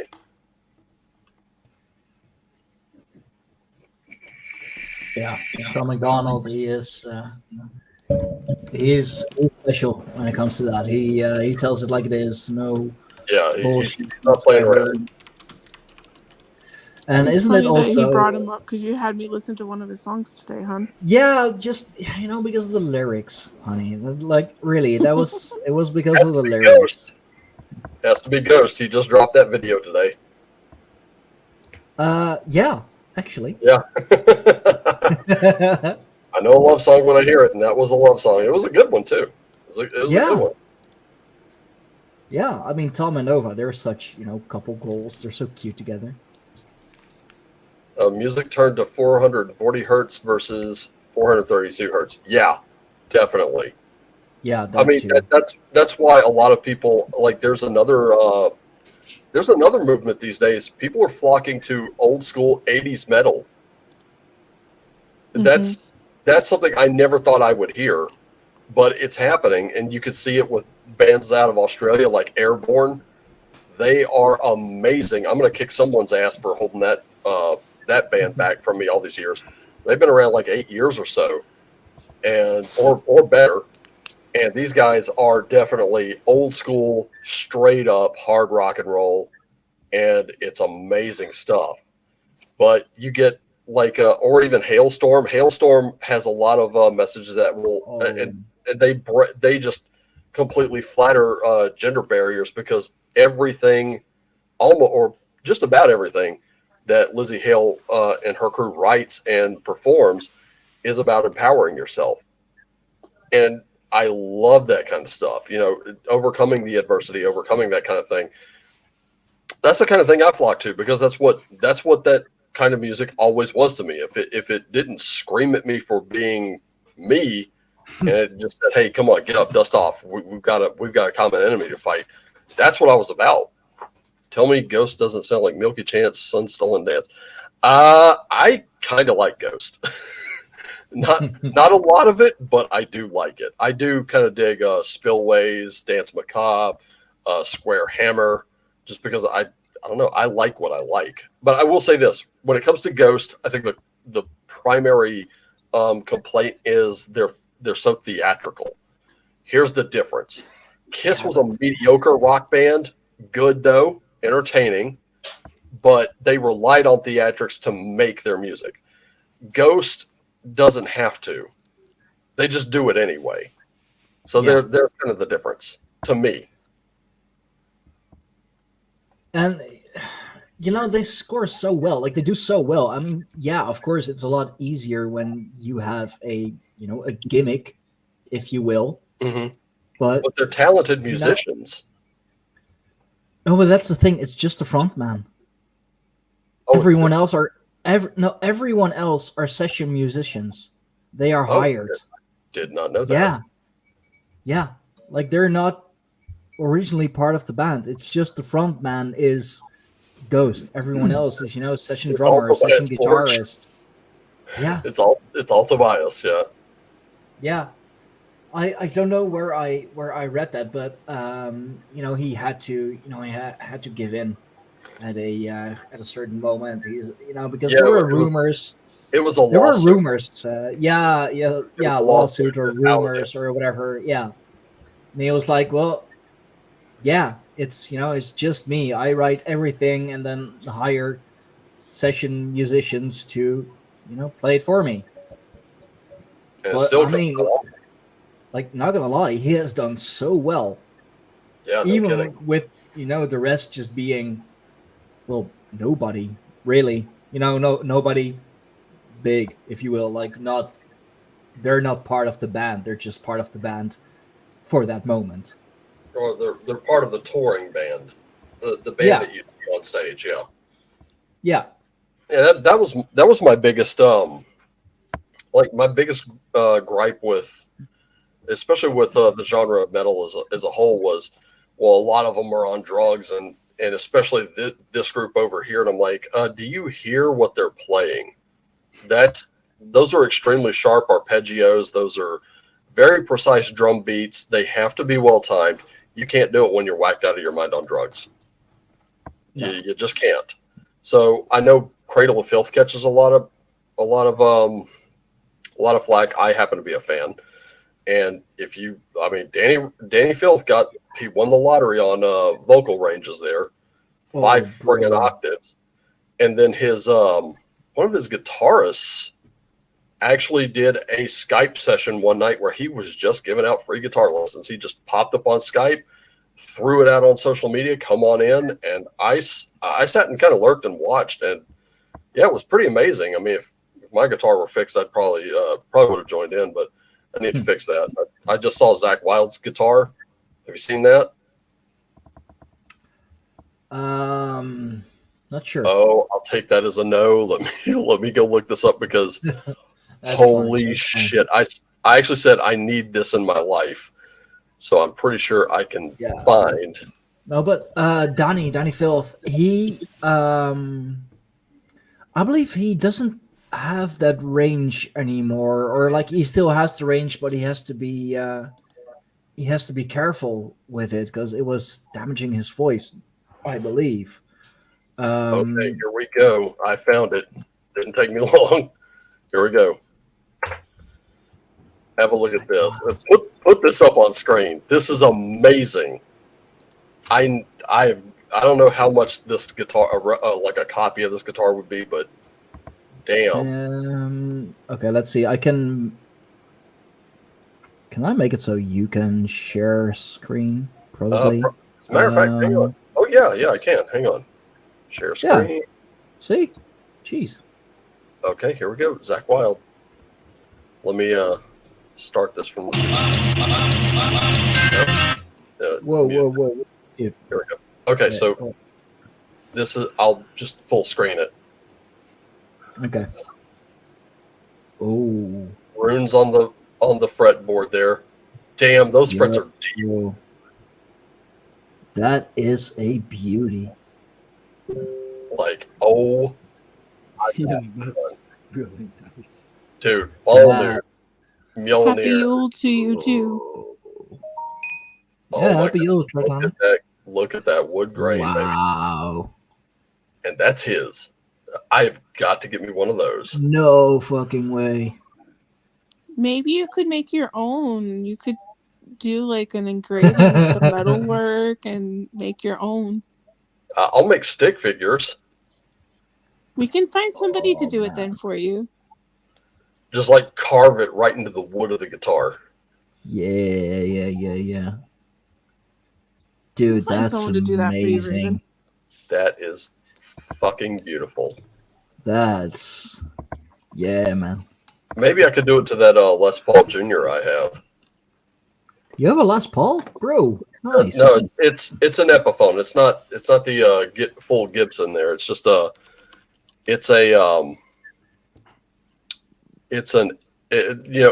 is their sort of like offshoot budget brand. Yeah. As a matter of fact, hang on, I'll grab it. Dude, don't tell people. Just tell people you have a Les Paul. Like, come on. Like, oh no, it's it's a knockoff. No, dude, no. Like, if you're gonna tell people you have a Les Paul, just tell them you have a Les Paul, okay? If it's a good knockoff, they're not gonna know either way. Cleo is seriously getting jealous right now. Oh, she wants to spend time with you, apparently. Oh. Well, I'm not sure how long this is gonna go on, but I mean, if Cleo wants to spend time, get her on the meat hole as well. She's right by me, so she is on the meat hole. Okay. Well, excuse me. Oh yeah, starting to shred. Play that funky music, white boy. No, it's been since I've played one of these. It's been like forever and a week. At least you can play. I have such tiny hands I can't even play. Hey, but honey, tiny hands just makes everything else look bigger, you know? Yeah, I know. I tried. I hear that.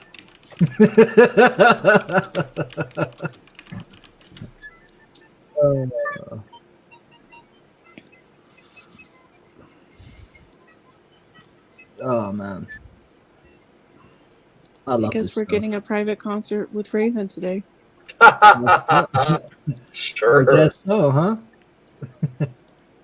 Shit, I'm still trying to figure out some of these. Like, I'm one of those guys. If I don't do it, if you don't use it, you lose it, kind of things. Oops. I just threw my guitar pick. That was great. I need to get the pickups in the thing. I need to these tuning pegs fixed, and then get a new practice amp for it. Be even better. Oh. Chakras and chords are aligned as well. Interesting take.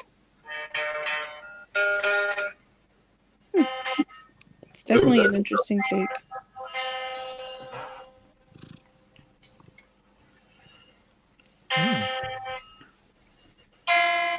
Yep, it's out of tune just a touch.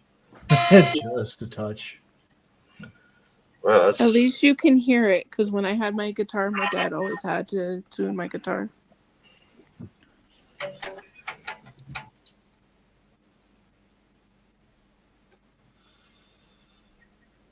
So we are getting a private concert from Mr. Raven himself.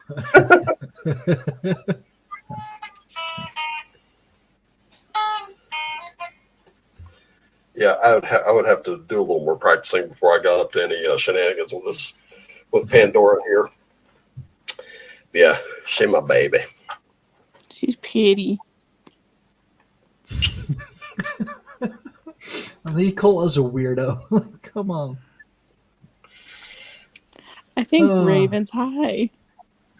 Oh no, you will know when that happens. I can really recommend a channel called the Dungeons in the Archives. There's so many cool albums there, completely free. And Dungeon Synth Archives? Yes. Oh yeah. It's an entirely own genre. It's like neoclassical in a way. Yeah, you combine, for instance, like thematics from movie scores, from black metal. That's what this is. What is this? Dark. I don't. It seems like it says Dark Throne, but it's not. Yes, it's Dark Rune, Book of the Black Rose. It's a limited edition cassette, and I bought it. Of course you And got I it. already had it on. Already had it in digital. You can get it on their Bandcamp page. Like they're the ones that do the opening and closing for my videos. That's them. Oh, So really? Cool. Yeah. So I'm using see for the opening, it's I think it's with Sword He Ascends, and then the closing is We Shed No Tears for You, Hero. Wow, that's telling titles. And speaking of which, I think I know where the latter of the two came from, because I'm listening to the second book in the Dragonlance saga, and well, character death, it's a thing. Yeah, I know that series really well, and I'm not going to bring much spoilers, so relax. But I had a friend who, well, one of the main important characters died, and he was like 16, and he was like crying. Oh yeah, breaking down. And the thing is, like, the new book, Dragons of Deceit, I actually read that one first, and everybody was like mentioning that part. And they're like, you know, every time they mention that character, well, when so-and-so ... you know. And I'm like, now I'm like reading this, I'm listening to the second book, and I'm like, we've known the you know for like 20 years. What the hell are you people now talking about?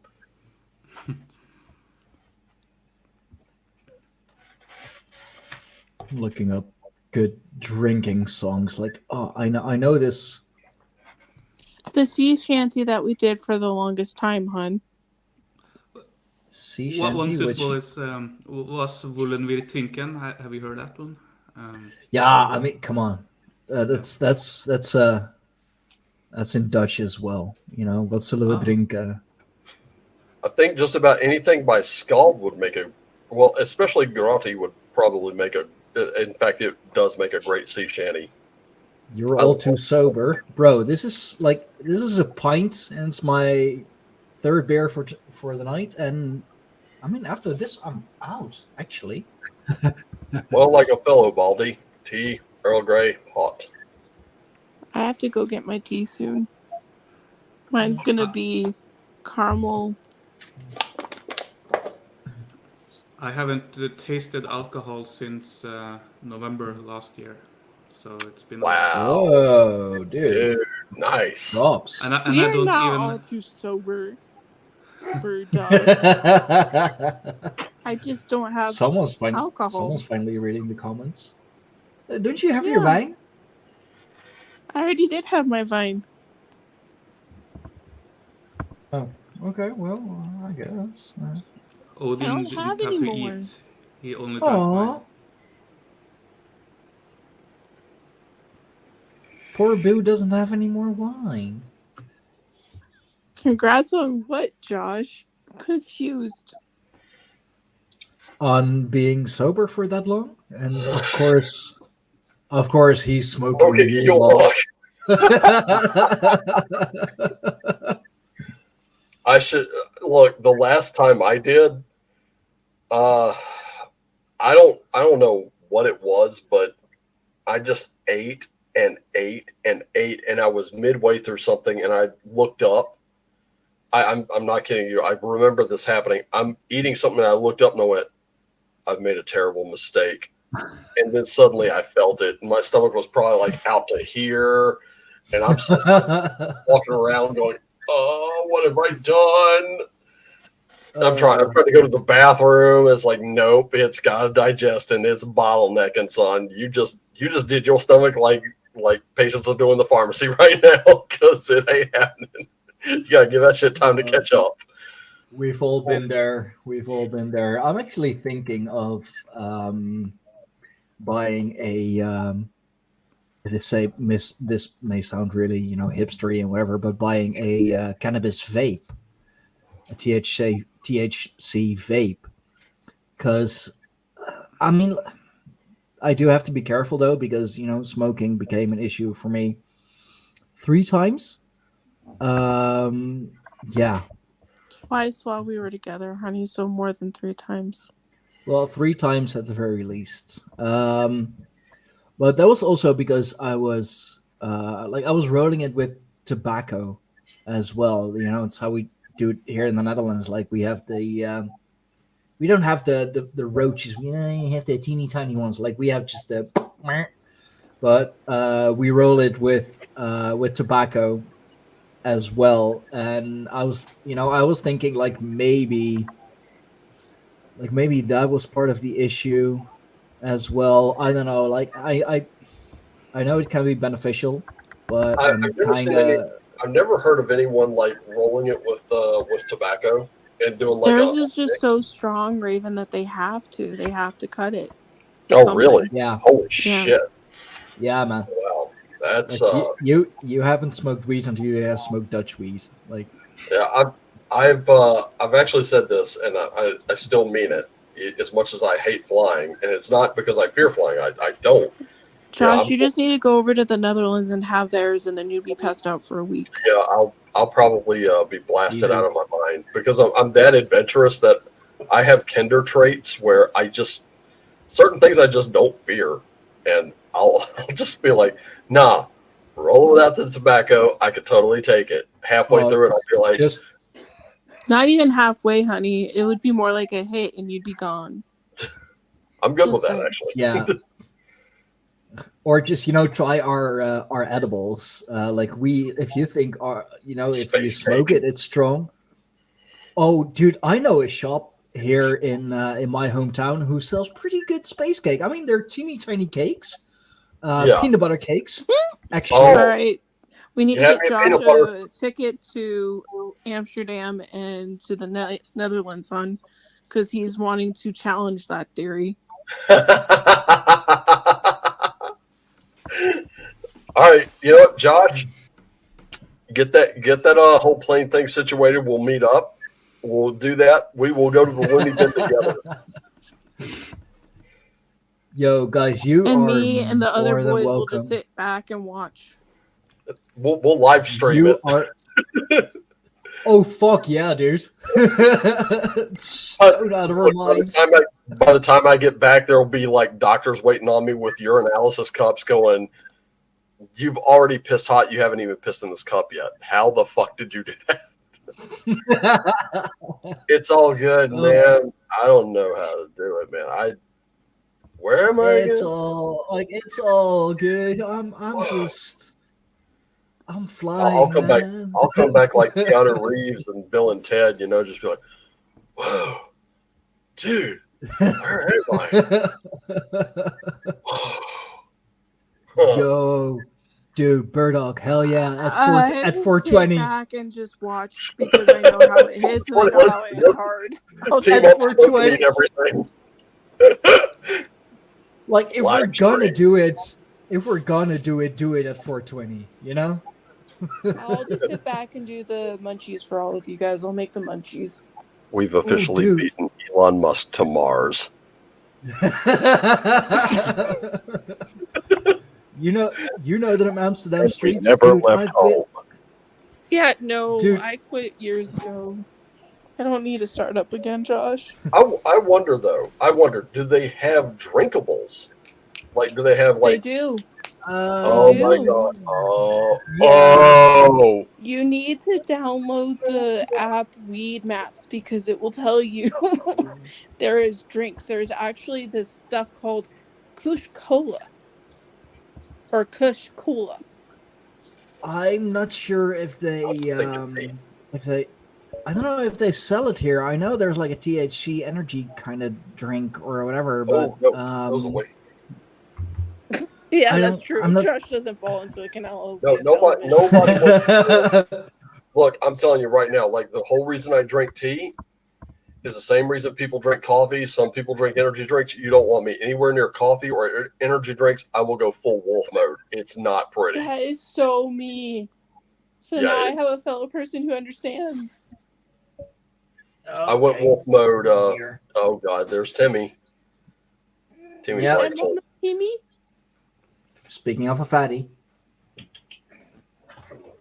Yeah, Tim. Is that Mama's Timothy? Give him a kiss from Mama.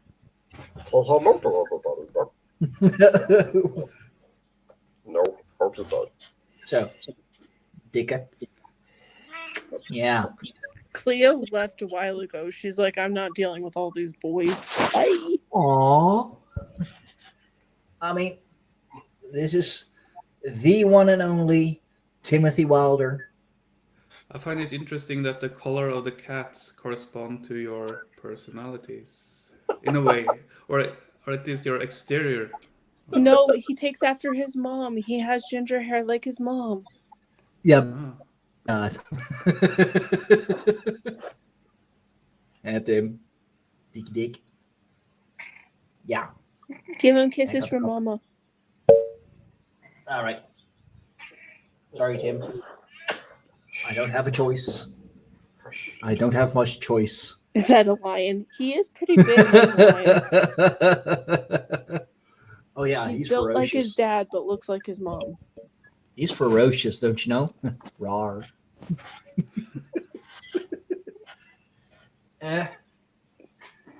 Yeah. Timmy baby. Timmy baby. Let's just, yeah. There we go. You have to rock him or he gets upset. I mean, that is like the Yeah. legit thing is you have to rock him. Timothy baby. Daisy. Bob, dude, get your ass out of my face, bro. Another reason why Cleo left. Ow! Hey. Face Too down, much ass up. testosterone. From mid. I Oh wow! wouldn't- Look at my clothing. I Is wouldn't very know, man. He casual. does look like he's from Minnesota. Yeah.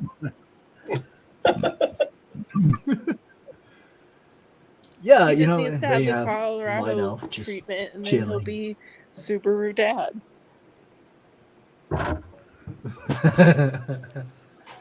Oh, Timmy. Yeah. So, yeah.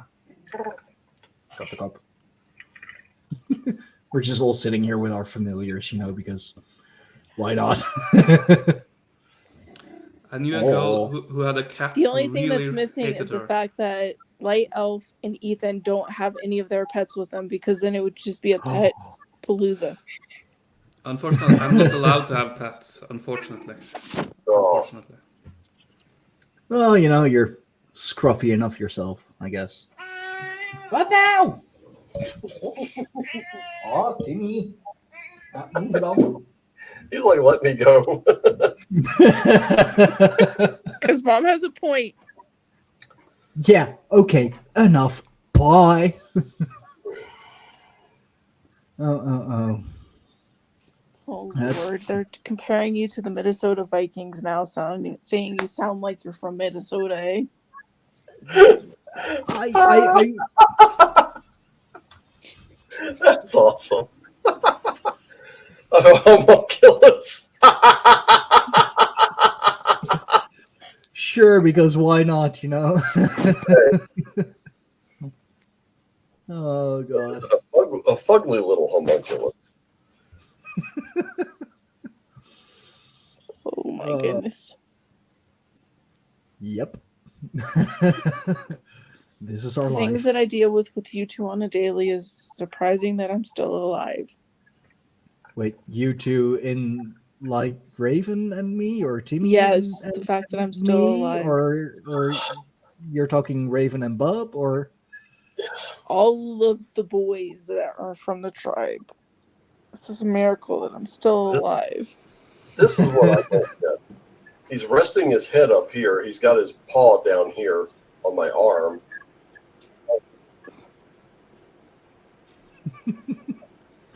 oh, like Oh, Of course, God. Florida. Ew, Josh, no.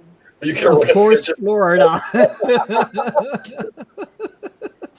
You can have your own little homunculus. It's wonder what they get when they can't read orbit. That's insane. No, that's Florida. They do have their superhero Florida man. Well, I should Oh, say anti-hero. That he gets up to some weird shit from time to time. Superhero, anti-hero, it depends. I am Like Flo- concerned how Josh even knows this.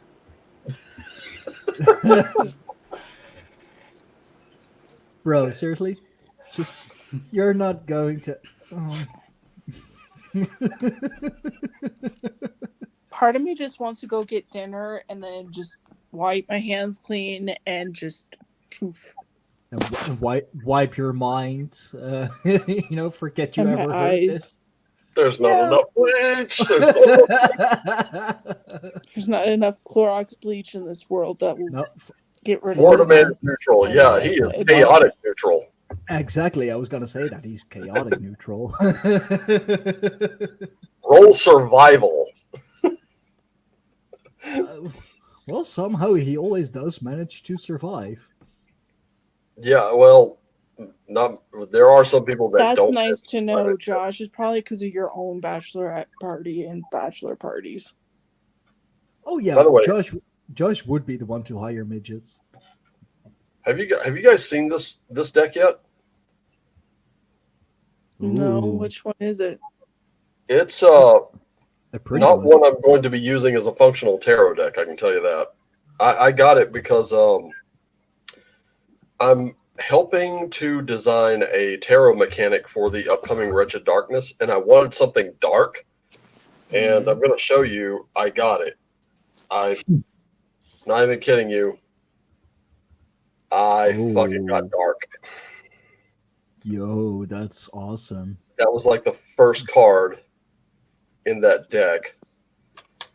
And I'm like, oh, geez, second one, Lilith. I mean, that imagery is freaking dark, son.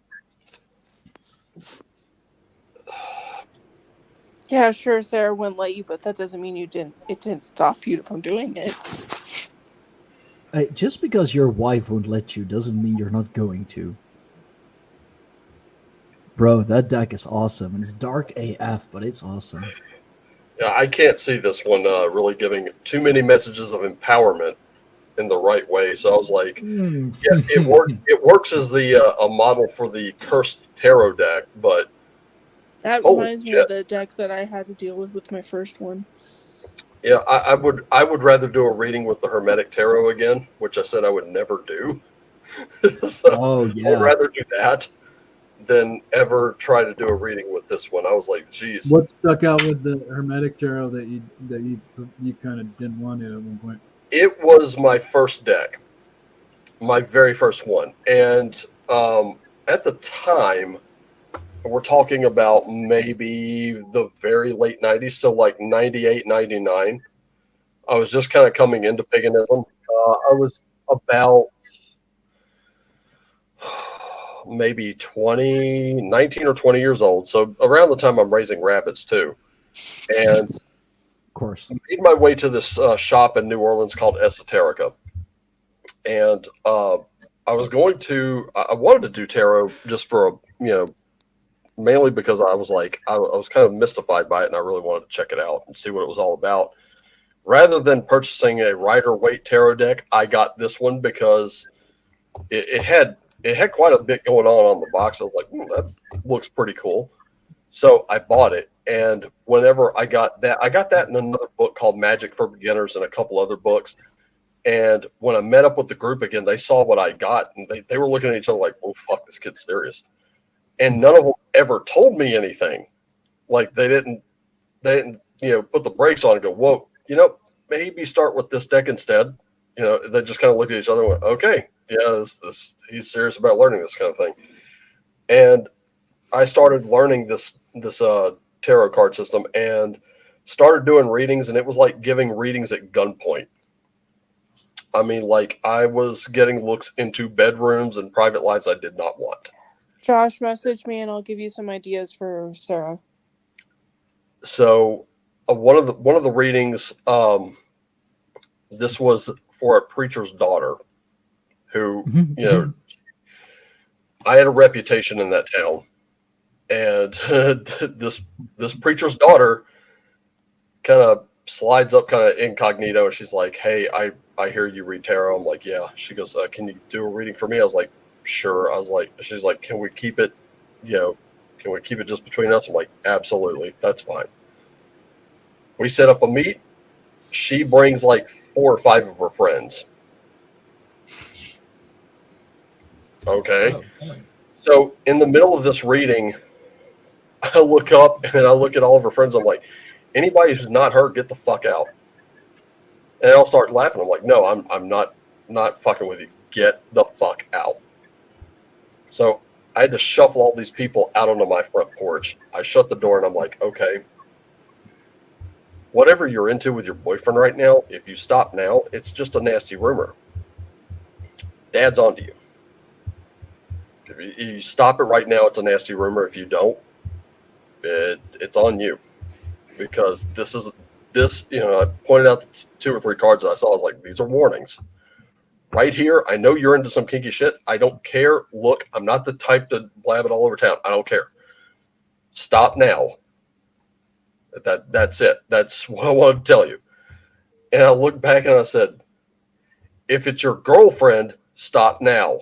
It's just a nasty rumor. Okay?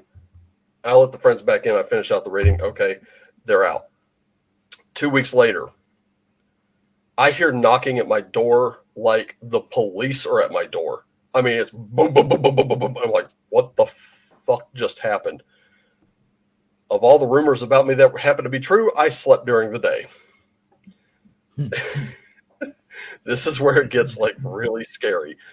So at the time I have hair about down to here, but it's everywhere. I look like Nikki Sixx, and all I'm wearing is my sweatpants, pair of flip-flops. I just put on a pair of shades. I grab my Marlboros.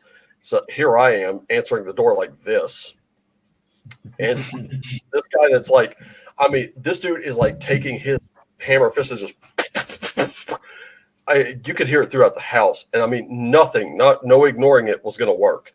So I have to go confront this, whatever this is. I get to the door. As I'm getting to the door, I light up. I open the door, and there's Dad, the preacher. I recognized him instantly. I knew which church he officiated for. I knew everything. I was like, oh, fuck. And he has got fingers in my face, and he is screaming at the top of his lungs at me. I live on the main drag of town. And this dude is just causing the biggest scene you have ever witnessed in your life. But I'm thinking, I'm going to let him rant till I finish this fucking cigarette, and that's it. After I finish the cigarette, he's done. So he is just screaming at me about doing this tarot reading for his daughter. And finally, I finished the cigarette, and I thump it, and I went, dude, your daughter's a sexual deviant. That's got nothing to do with me. Be a better fucking parent. And I slammed the door and went back to bed. After that, I took that deck, I put it into a closet. I said, I'm never doing this again. Never. I got back into tarot probably about like maybe a couple years ago, and these decks have been so much better. They're not like, tell them, that's what Hermetic Tarot did for me. Also, it's so packed with symbology that you kind of have to know what you're doing. Otherwise, it gets like really forceful with you. So it's not one I recommend for a first timer at all. I would recommend something like maybe Uncommon Tarot if you're not looking for Rider-Waite, or Everyday Tarot, or just Rider-Waite. Just start there. It's fine. There's a reason it's worked this long.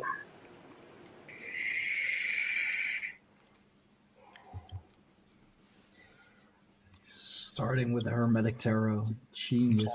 No, don't do it. Don't. Look. Oh boy, here we go. Start with something like that. That works. I mean, sure. well, if I can get the box open here. The imagery is really nice. I'll just randomly draw one. Here you go. Something like that. It's that deck. Yeah. Very, and here's the thing. I've got 2 versions of this. This is the miniature version, but imagery's nice. It's a little off that beaten path if you don't like the design of Rider-Waite, or it's just a little too pedestrian. This works. And the little white book is not is not a pile of shit. So it works out. If you pair this with something like Bridget Esselmont's book, Intuitive Tarot, it works even better. So there's like if you've read one Rider-Waite deck, you could pretty much read any of them, even if there are subtle differences.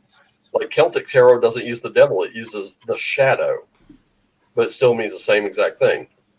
Had a shadow in reverse in the reading for today, which means, whatever it is you're stuck on, you're letting it go.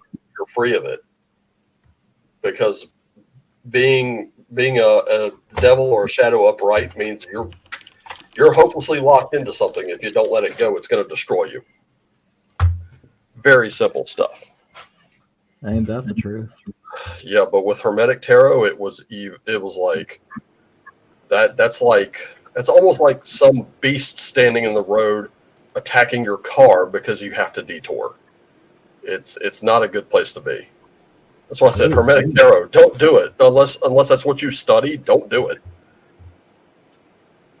Gee, that was terrifying. It wasn't just one incident like that. It was a bunch of them. That was just the last one. I was just like, nah, man, I'm good. But dude, why would you start with the Hermetic Tarot? Well, that's the thing. I didn't know any better. The internet back then wasn't like it is now. There were YouTube videos where they did flip throughs like Witcheroo does. She has a channel, and she dedicates her channel to taking a deck, and then she will show you the back of the card, and then she'll turn the whole deck around, and she'll just start pulling cards and letting you see the imagery from each one. So you know what you're getting into. Back then, there was nothing like that. There was this deck, brief description, price, that was it. And the availability of books, you're talking a small town that was pretty much run by Protestants. And we're talking Baptists and Pentecostals. Yeah, exactly. As a matter of fact, I was Catholic, which was the minority religion. I was already in trouble. I played D&D. That was another strike. I had long hair. That was another strike. I listened to metal, and I was like goth at one point. That's like 3-4 right there. So that's how I got the reputation I got. And even after all that was over and only certain aspects remained, it was like the rumors still, they went on something like 15 years. They never slowed down. And my mom's only telling me, like, now there are people that are starting to do what I was doing 20 years ago. And it's like, what happened? Did they miss my ass that much? A local oddity left, and now they gotta become it themselves. Jeez. How about thinking for yourself, Find what you like and do it. There's nothing wrong with it. Kind of a lonely road at first, but I guess when you start trends, right? But it wasn't, like I said, the group that I had been with that weekend was kind of looking at each other with this look of, oh shit, he's serious. But they did absolutely nothing to sway me. This was kind of like, he really wants to do a motorcycle jump off a cliff into a base jump. Let's see how that turns out. They let me do it. And my chute didn't open. Oh. And there were rocks at the bottom. Trendsetter, Daredevil, you've done it all. I've never done the motorcycle jump into a base jump ever. And I ain't gonna. That's a waste of weed.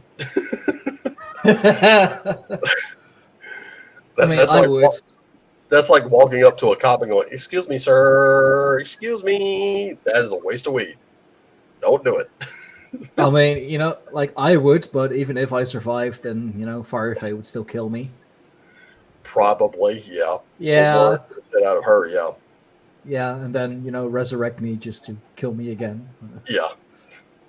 Again and again and again. Yeah. If it's up to her, she would. After about the 4th or 5th time, she would be checking in with a necromancer. By the way, have I told you about your body's extended warranty? Oh, you get a phone call, Hi, we're calling about your body's extended warranty.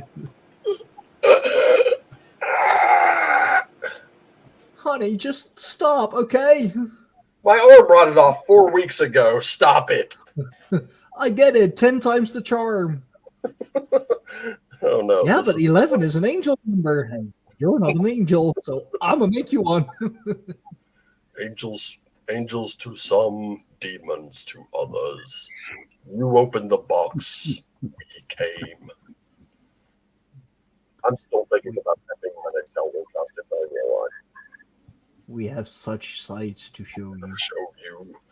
Only I want to do, dude. If I have to do it, I want to do it like Jamie Clayton did. Holy shit! Have you seen the new Hellraiser yet?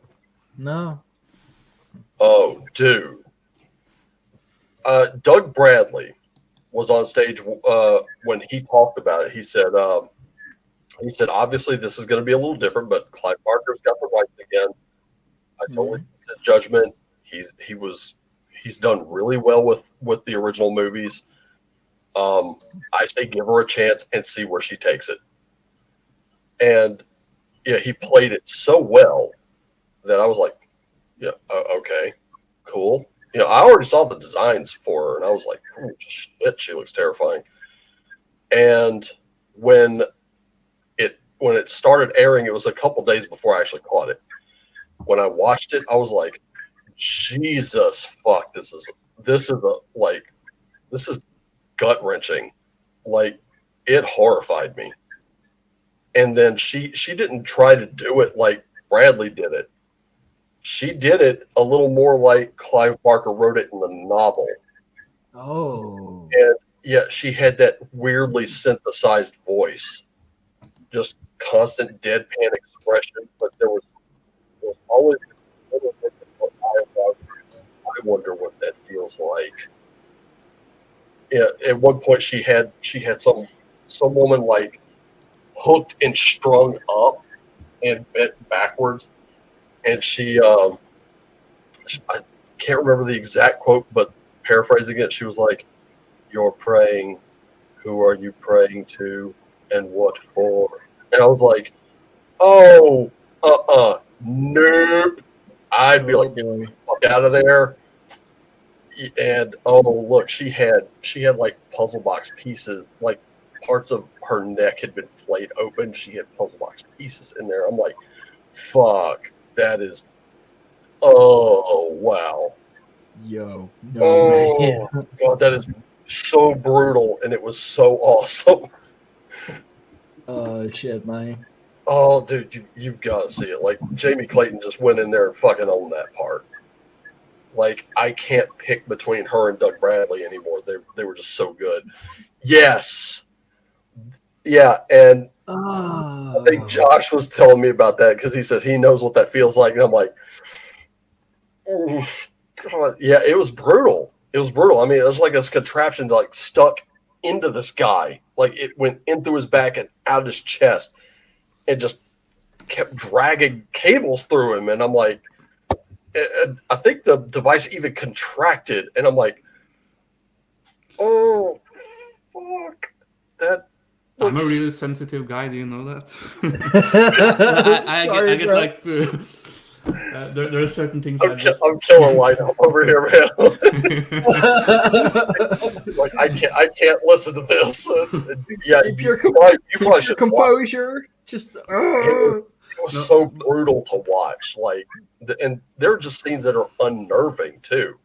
Like they step out of this building and all they see are the Hell Priest, and then other Cenobites around, and they just kind of stand there staring, and it's like, oh fuck, that is so. It's like so unnerving and so brutal at the same time. And I was like, that's it. That's Hellraiser right there. Like I've seen plenty of other Hellraiser movies. They're all good in my opinion. I love them all, but except maybe that last one. That last one where. Nah, but the ones that came before that, I think up to Hellworld were, yeah, they were good. And I think Hellraiser Inferno doesn't get the love it deserves. That was just pure psychological thriller with, Cenobites thrown in at the end. But damn, it was awesome.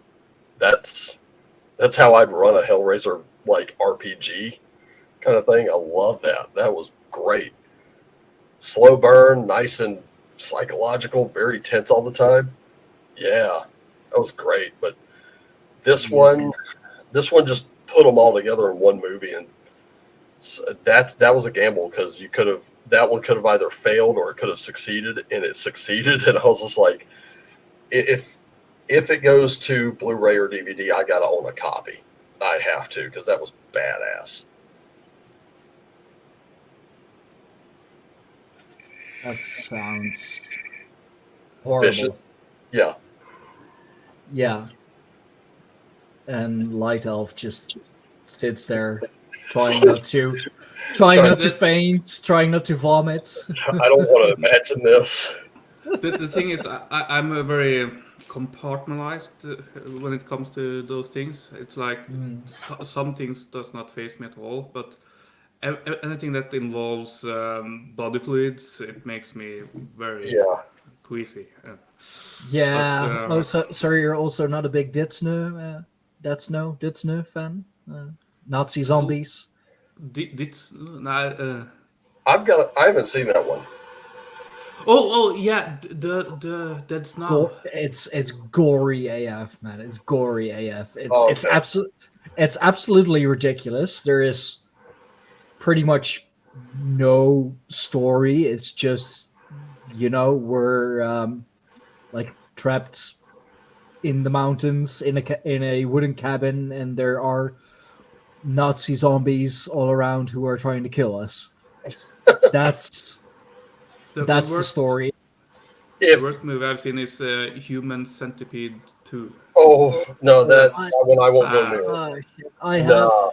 I think I've seen part 1. Not sure if I've seen part 2. The second one is allegedly worse. It's like.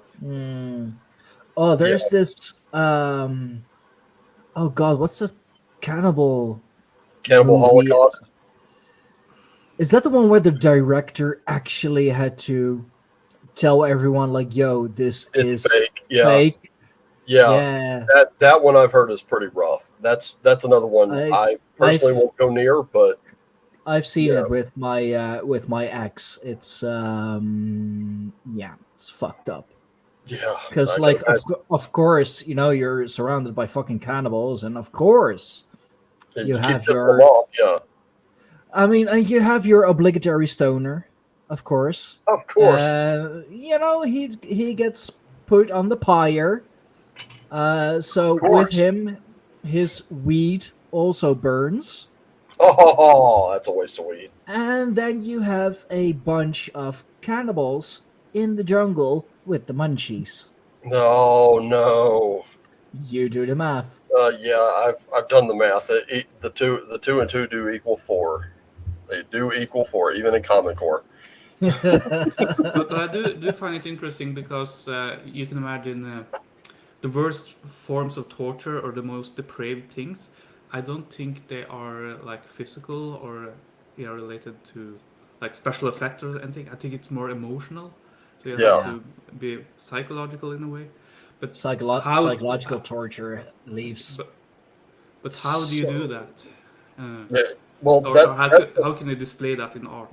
I think we talked about that on the Basic Experts live stream one night. We were talking about horror in RPGs, and one of the things is horror has not really been done well with RPGs because you've got 3-4 players sitting around a table, and the GM has to describe what's coming. So it really hasn't been done well. The one that really has, I actually have it right here on my shelf, and I'll pull it down and I'll tell you exactly why I think this is the best. That one. Mm-hmm. This is not a big book. I've read through this book twice. You've told me about that one. Yeah, as a matter of fact, when you interviewed me, I was talking about this one. This is one of my favorites because this is the gist of the game right here. 10 days ago, the world went dark. 5 days ago, they came. Keep moving, don't lose hope, and stay in the light. And so it's a tragic horror tabletop storytelling game played by the light of 10 tea light candles. When one candle remains, the game enters its final scene in which all the characters will meet their end.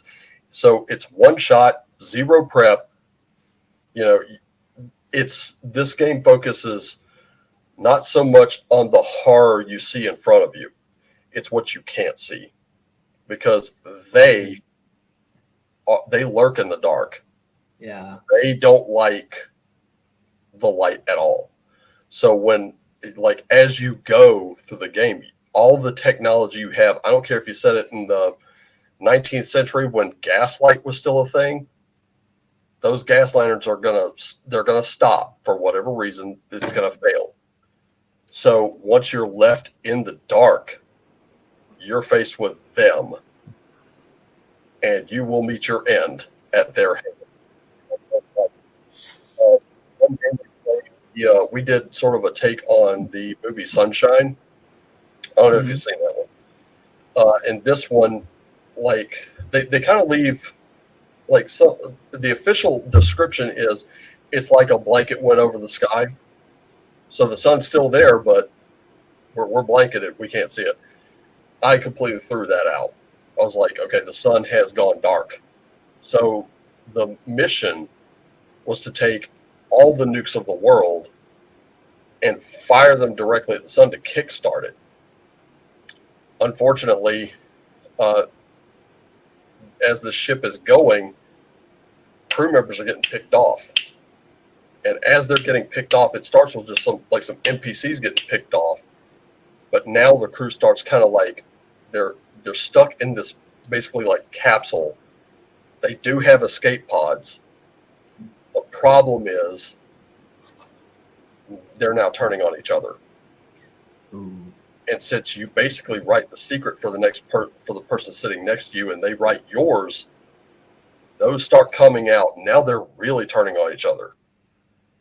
And the whole thing ended with, like, toward the end, the captain had to admit this was not a mission we're coming home from. It's a suicide mission, like it or not. There's no way we can escape the blast of these things. The escape pods with the solar sails, there was no telling whether or not they would actually work. And so, like, in the final stages, he told his crew, get to the pod. Get to the pod, because the guidance system was busted. He was going to have to fire these things manually. Oof. Fired. The escape pods did open up the solar sails. The sun kick-started. They were right there when the blast hit them, and the solar sails were burned by the blast. No one lived. No, of course no one lived. But the happy ending I threw in there was there was like a series of statues erected in their honor. They managed to save the world, but paid the ultimate cost doing it. It's something, I guess. Yeah, and when you're faced with something like that, the stuff you do not see, you can't see it. You can't. I mean, maybe you hear it, and that's even worse. Yeah, because your imagination is filling in the blanks, and exactly, and it's going crazy trying to fill in the blanks too. And it's like, oh shit, that's not a good place to be. But let me tell you, after that game, there were a few players that were kind of like, I don't know if I'm okay after that. Like, I guess not. I watched a documentary about a woman that had been buried alive, like, and they've unearthed her at the point, and she was like mummified, and her expression was like the most horrible thing, like scratching at the coffin. Oh, it was. So yeah, I think I read that story. Stuck with her fate. Yeah, she was trying like crazy to get out. She was screaming her head off. But I mean, there have been stories of people like hanging on the coffin, screaming their heads off, and then they died right after. Something happened with your mic. Yeah, your mic keeps cutting out. been happening the whole stream, but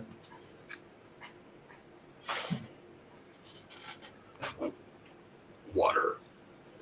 yeah, but isn't that why at a certain point they they literally had kind of bells on like a string? Yep. Just or like a chain or something like that. Yeah. yeah. So that if you accidentally got buried alive, which just seems like a fucking nightmare. Man, I would be. Just ding ding ding ding ding ding ding ding. Come on. Oh man. Oh shit. I would be. Yeah. I'd be. I would not only would I be ringing that bell, I'd be shitting my pants. Oh. Everything originates in the mind, so imagine that it's possible to suffer immensely because you see something in your mind, but no other people will ever realize what you see, realize that you suffer. So it's like you might be filled with some sort of vision about the most hellish landscape or hellish experience. That's what this man's work was all about. Yeah. I mean, this was people would see these elder gods and ancient ones and great old ones, and they just lose their shit. I mean, the only story out of this collection that ends well for anyone is the case of Charles Dexter Ward, where he doesn't die and he doesn't go completely insane, but he's all there's a lingering dread with him, because he's always waiting for that other shoe to drop. And it's just kind of like, when is it going to happen? Because I know it's going to. And it still terrifies him. It's like, geez, can you imagine living in that state? No thanks. Nope. Not for me. Love the stories as long as they stay that way. Yeah, as long as they're stories, that's fine with me. That's, oh, God, no. I'm pretty sure many of Lovecraft's characters would be horrified to see that there's a paperback Necronomicon lingering around. They'd be like, oh, fuck no, you might want to get rid of this book. If they were real, of course. I mean, it's as real as you can make it, the most. And I guess that's sometimes that's the scary part as well, with all those just, fucked up stories and all of that. Obviously, there has been someone who, imagined it and thought of it and wrote it down. How disturbed are those people? Well, I think even Stephen King, this was a video documentary on him that I rented back in the 90s. He straight up looked right at the interviewer and he said, I'm warped. I am. You don't write the things I write if you're okay. No. No, you do not. No, you really don't.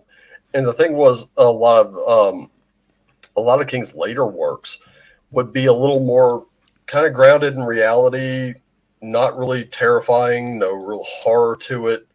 Like The Girl Who Loved Tom Gordon. There were some other ones I think I could probably, I didn't read a lot of his later work, but that Dark Tower series, if you haven't read it, read it, because the ending absolutely piss you off, because it doesn't fill the main character with horror, because I'm pretty sure he doesn't know what the hell's going on.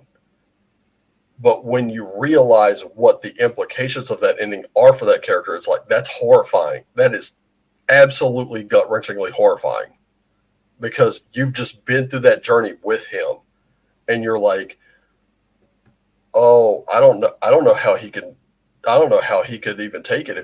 If he knew what that was, he would absolutely lose it. I mean, I read half of it. I ran out of translations at one point, and I never picked it up again. So probably should. Yeah, look it up again. I personally, I love the series. I think the series is great. There's even a book that it was a later book, but it's situated in between the Wastelands and the Wizard and Glass, I think. And it was really good. And it was about one night. And it explained so much after, like, it explained so much that happened in between Wizard and Glass. I was like, oh, that's great.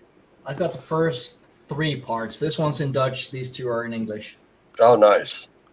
Also, is that the haven't world finished the first part. explain Stephen King's universe, so like you can place all his horror universe within that Dark Tower framework. Well, there are like also every haunted like house. it's I like it because it's such a hub for the rest of his work. There are so many other works connected to that world that it's one of those, if you like, it's filled with so many if you know kind of references, but you can read it without those references. And there's someone on YouTube actually mapped out where all the references come from, and I was like, oh, that's amazing, because it connected works I hadn't even read yet, works that were recommended to me years ago that I just never got around to. Yeah, Stephen King, for as great as a writer he is, dude, he's not okay. No, definitely he is not okay. No. You can say whatever you want. Yeah. He's not okay. Lovecraft wasn't really any better in terms of the person he was. Lovecraft was a real recluse. Now, Howard Phillips Lovecraft really went through it, so I kind of understand where he was the quintessential gentleman when you met him, but he had a lot of deep-seated issues, and it comes from his family life. His family life was not the best of situations at all, and a lot of what he went through really emotionally and mentally scarred him. So, the fact that a lot of his friendships were a lot like ours today, where it's a lot of electronic correspondence, his was via letter. So he was like, I can't tell you, there were volumes and volumes of letters he wrote. And some of his friends, after his death from cancer, came in and started, writing stories, kind of really fleshing out his mythos a little more. And they're amazing. They're amazing. They're still terrifying. And some of them are even a little comical at times, but still, I think they got him. And even Robert E. Howard, who wrote the Conan the Barbarian series, was one of his contemporaries. And that, learning that was kind of eye-opening. I was like, geez, because some of the stuff that Howard wrote kind of borrowed a little from him too. Conan's faced some, pretty harsh elder gods and managed to live through it. So, Conan the Barbarian is a beast. He does not give a fuck, But I think Conan's advantage in the stories was he really didn't care much for the gods. As much as he constantly invoked Crom's name, he was just like, Crom's not a god you want, you don't want to get on his radar. He's just as apt to bring you misery as he is to bring you joy. And the way I see it, they don't care much for us. I don't care much for them. I eat, I drink, I love, I fight, I experience life to its fullest. That's all I care about. And when he became king, you could see that he none of that was happening for him. He was just kind of eating and drinking, but he wasn't loving and he wasn't fighting. It's like, oh, what a struggle. Caged lion syndrome all over again. Oh, God, yeah. Yeah, I was a huge fan of Robert E. Howard back in the day. Huge. I actually started my writing career trying to imitate him and try to be him, in fact. So I wrote within the swords and sandals genre. Sword and sorcery genre, yeah. No, for me, I don't know if there's a difference, swords and sorcery and swords and sandals. Is there a difference? Sword and sorcery has very little magic in it. Very little. But it's not complete. I think sword and sandals, is pretty much devoid of it. I don't know. You might have cults or something like that, but you're not going to have like. I think it's probably more reality based. I would assume. I thought it was just a term for what you call a low fantasy, so it's not as epic. You're not trying to save the world. Okay, yeah. So there could be magic, I imagine. There's also a bit of a focus on sex and vulgarities and spectacular violence, like in a speculative way. So that TV series Spartacus is a prime example of that. So you focus very much on the bodily aspects. Or even Game of Thrones. Yeah, but Game of Thrones has some implied morality in it. In more ways than one. It's in fact an image of the Western psyche, if you will, because you have so much slave morality in that series. True. Yeah. Yeah. I read a Song of Ice and Fire several years ago. I was actually in a McDonald's on my lunch break eating when Cersei went into the relationship in gory detail between her and Jaime. I was like, oh God, that's disgusting. They gave new meaning to the term, if you can't keep it in your pants, keep it in the family. Oh God, it was stomach turning. I couldn't finish it. Like I just couldn't, because I was like so upset by it. I was like,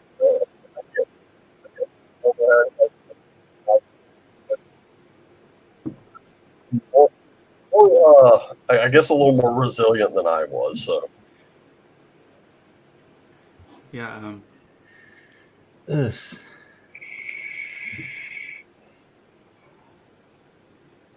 But one book I really can recommend is Cormac McCarthy. It's an American writer. He has this book, The Blood Meridian. It's really reads like a Western, but it's also a sort of Greek epic.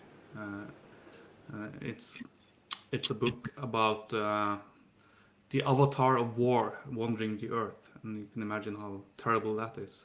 oh jeez. Oh. So at one point, this figure he walks into a church and he accuses the priest, I think, about pedophilia or buggery or something like that.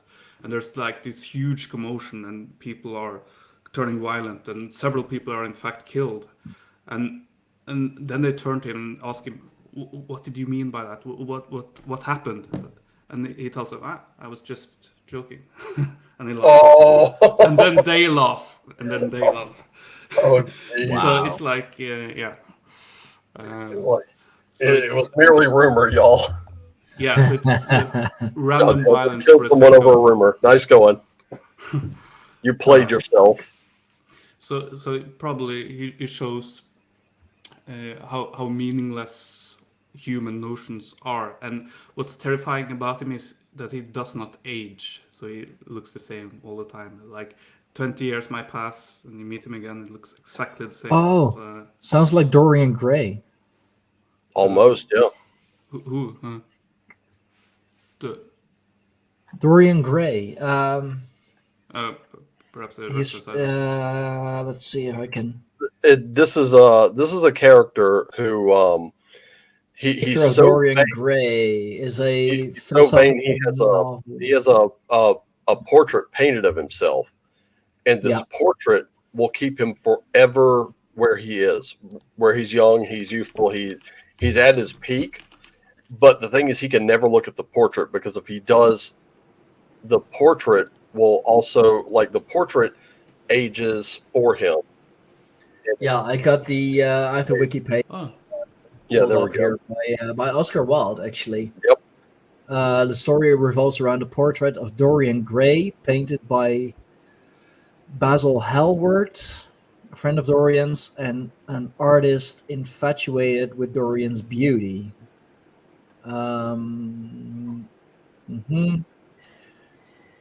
Soon enthralled by the aristocrat's hedonistic worldview, but of course, newly understanding that his beauty will fade, Dorian expresses the desire to sell his soul to ensure that the picture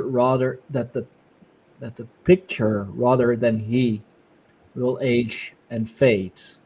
The wish is granted, and Dorian pursues a libertine life of varied amoral expressions or experiences, I guess, while staying young and beautiful. All the while, his It portrait records- just visually records every one of Dorian's sins. Dude, that's got to be one hell of a portrait. Huh. I should look into that. And the thing is, that character appeared in the League of Extraordinary Gentlemen, played by Yeah. Stuart. Townsend really did a great job with it. Apparently, he has his own movie as well. Let me just League of Extraordinary Gentlemen. Yes, there we go. Yeah, There it is. Yep. he could kind of pass as a Dorian Gray, sure. Yep. He used the same wig he used when he played Lestat.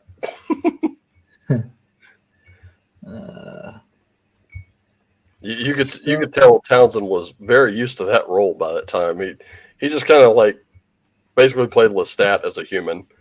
It was really good. I thought it was good. I enjoyed it. And the funny part was I picked up like I've got a few games that I could stitch together, and Dorian Gray can easily appear as a character. You know, like Victorious by Troll Lord Games. That's a game that's literally it's set in that time period, but the difference is rather than just the Victorian time period, you also have all the fictional characters are real in that setting. So just as easily as you can come across Dorian Gray, you can come across Dr. Jekyll and his persona, Mr. Hyde. You could have like Wyatt Earp and Tom Sawyer coming in. If you want to put vampires, cowboys, and pirates into one game, you can absolutely do it with this. And if I really wanted to go a little nuts with it, there's that, and then there's this little guy right here, which I think is really cool. Oh, yeah. And this is set during the Belle Epoque in Paris, France at the time. And this one largely centers around that. It's a much shorter period of time, but at the same time, lots of occult stuff happening in here. So that's why I love the Wretchedverse. The Wretchedverse is just awesome. But I also love Troll Lord Games because they're awesome too. And I thought when I picked up that book, I was like, if I don't like it, I'm only out $10. Well, what could possibly go wrong that $10 won't solve? And then I started looking through it, and I was like, this is fucking amazing. So, and you could take Wretched Country, Cowpunchers, Wretched Epoch, Victorious, and just put it all together and make one big, absolute bomb of a game out of. So I was like, yeah, that's I've already got like 3 or 4 books I could just stitch together. That's cool, man. Hell yeah, you can set it in, what is it, 1920. I don't think you could do 1922. You could probably do like, I don't know, maybe set it back a little farther into the 1880s, maybe 1870s, and then there you go. You're late 19th century. Oh man, if you played Assassin's Creed Brotherhood, that's about the time period you'd be looking at. Okay. Yeah. So right around the time when all those supposed Tartarian buildings were built. Mm-hmm. Yep. And you know what? If you went a little further out into the world, I'm sure something like that could easily be included. That'd be really cool. Yeah, I mean, imagine Wyatt Earp and Tom Sawyer, being taken out by I don't know, Dorian Gray and Dr. Jekyll to see these buildings. And they're being told how defensible those structures are. That just puts a whole new spin on it, because now you got a real character in there, in Wyatt Earp, Yeah. who was very real. You could probably even throw Billy the Kid in there, and then Tom Sawyer, who wasn't real, and now they're being told they're looking at these structures, going, how in the hell would you defend these? And they're being shown how you would actually defend them. They'd be like, oh shit, dude, that's interesting. Yeah. That could work. Yeah, they could help, stave off an invasion easily. That's a good mental exercise. Like, if you have a problem, you can imagine that you are someone extremely competent. For instance, Napoleon, he was a very competent man. And set yourself in his shoes and imagine what would he do if you imagine what a man who is extremely intelligent, extremely strong, extremely brave would do. Well, the only dumb thing Napoleon did was invade Russia in the winter. No, he did something. He did something stupid too. He put his relative on the throne of Spain. Oh, there was that. Yeah, that was his first mistake. He overexpanded. Idiot! Why did you nepotism? This is what it'll lead to. Yeah, I think it was Bismarck, the German statesman, who was one of the originators of the thought that you have to consolidate your gains. You can't just expand because there's no way you can hold it. So true. Yeah. So, for instance, the empire of Alexander the Great, if he had lived, it wouldn't have lasted his lifetime because it was too big. Yeah. Yeah. Well, you see that with every empire. At a certain point, that just got too big and too expanded, and they collapse. Well, what happened primarily with the Roman Empire was, like you said, it became too big. Once it becomes too big, I mean, imagine an empire that big, and you put someone on the throne as the emperor. You can expect problems because that person is going to think, I rule all this. I rule everything as far as the eye can see, and then some. How can you not expect that to go to someone's head? That's unrealistic. And one man made it. That's Marcus Aurelius. Marcus Aurelius being the exception, but even someone like Caligula was like Percy from the Green Mile. He was stupid, hedonistic, ill-tempered, and that was a dangerous combination to put together. And then to put him on the throne was even worse, because now on top, and he knew good and well that Rome's currency was not going to last because there wasn't enough of it. So he started debasing it. And say what you want about gold and silver. I think they're great. They're great commodities to hold, especially if you hold physical. That's even better. But when he starts putting bits of iron into it, he starts debasing it further and further. Now it's become less and less. There was the inflation aspect again. What happened was, under these emperors, it became really decadent. It became degenerate. The money became worthless. And that's when one little thing in and of itself can just weaken it. But when you put all this together, it just collapsed. Yeah. There was no saving it.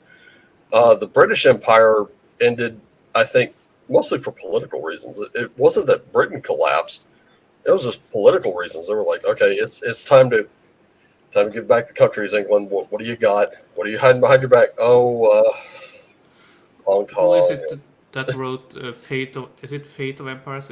Was it Glubb who wrote that? A British man. Anyway, it states that every empire has an average living age of like 250 years. Is it? Yeah. John Glubb, and Avoiding the Fates of Empires. Yeah, Sturgeon Glubb even. So he was a knight. So he measured all these empires, like even Muslim ones, and all from across the world. So it's like there's like a process of entropy that enters that no one has been able to fight. And you can wonder why really why is it genetic because life becomes so easy? Is it the spirit? Is it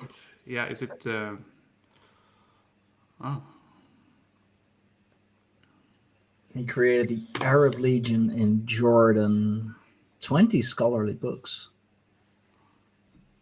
He wrote a short treatise called The Fate of Empires and Search for Survival. Let's see if I can find something interesting, because this is just a whole lot about...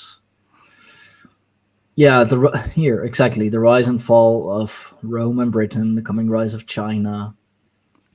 You know, all the things that... I like this one. If the USA and the West are in decline, make America great won't happen.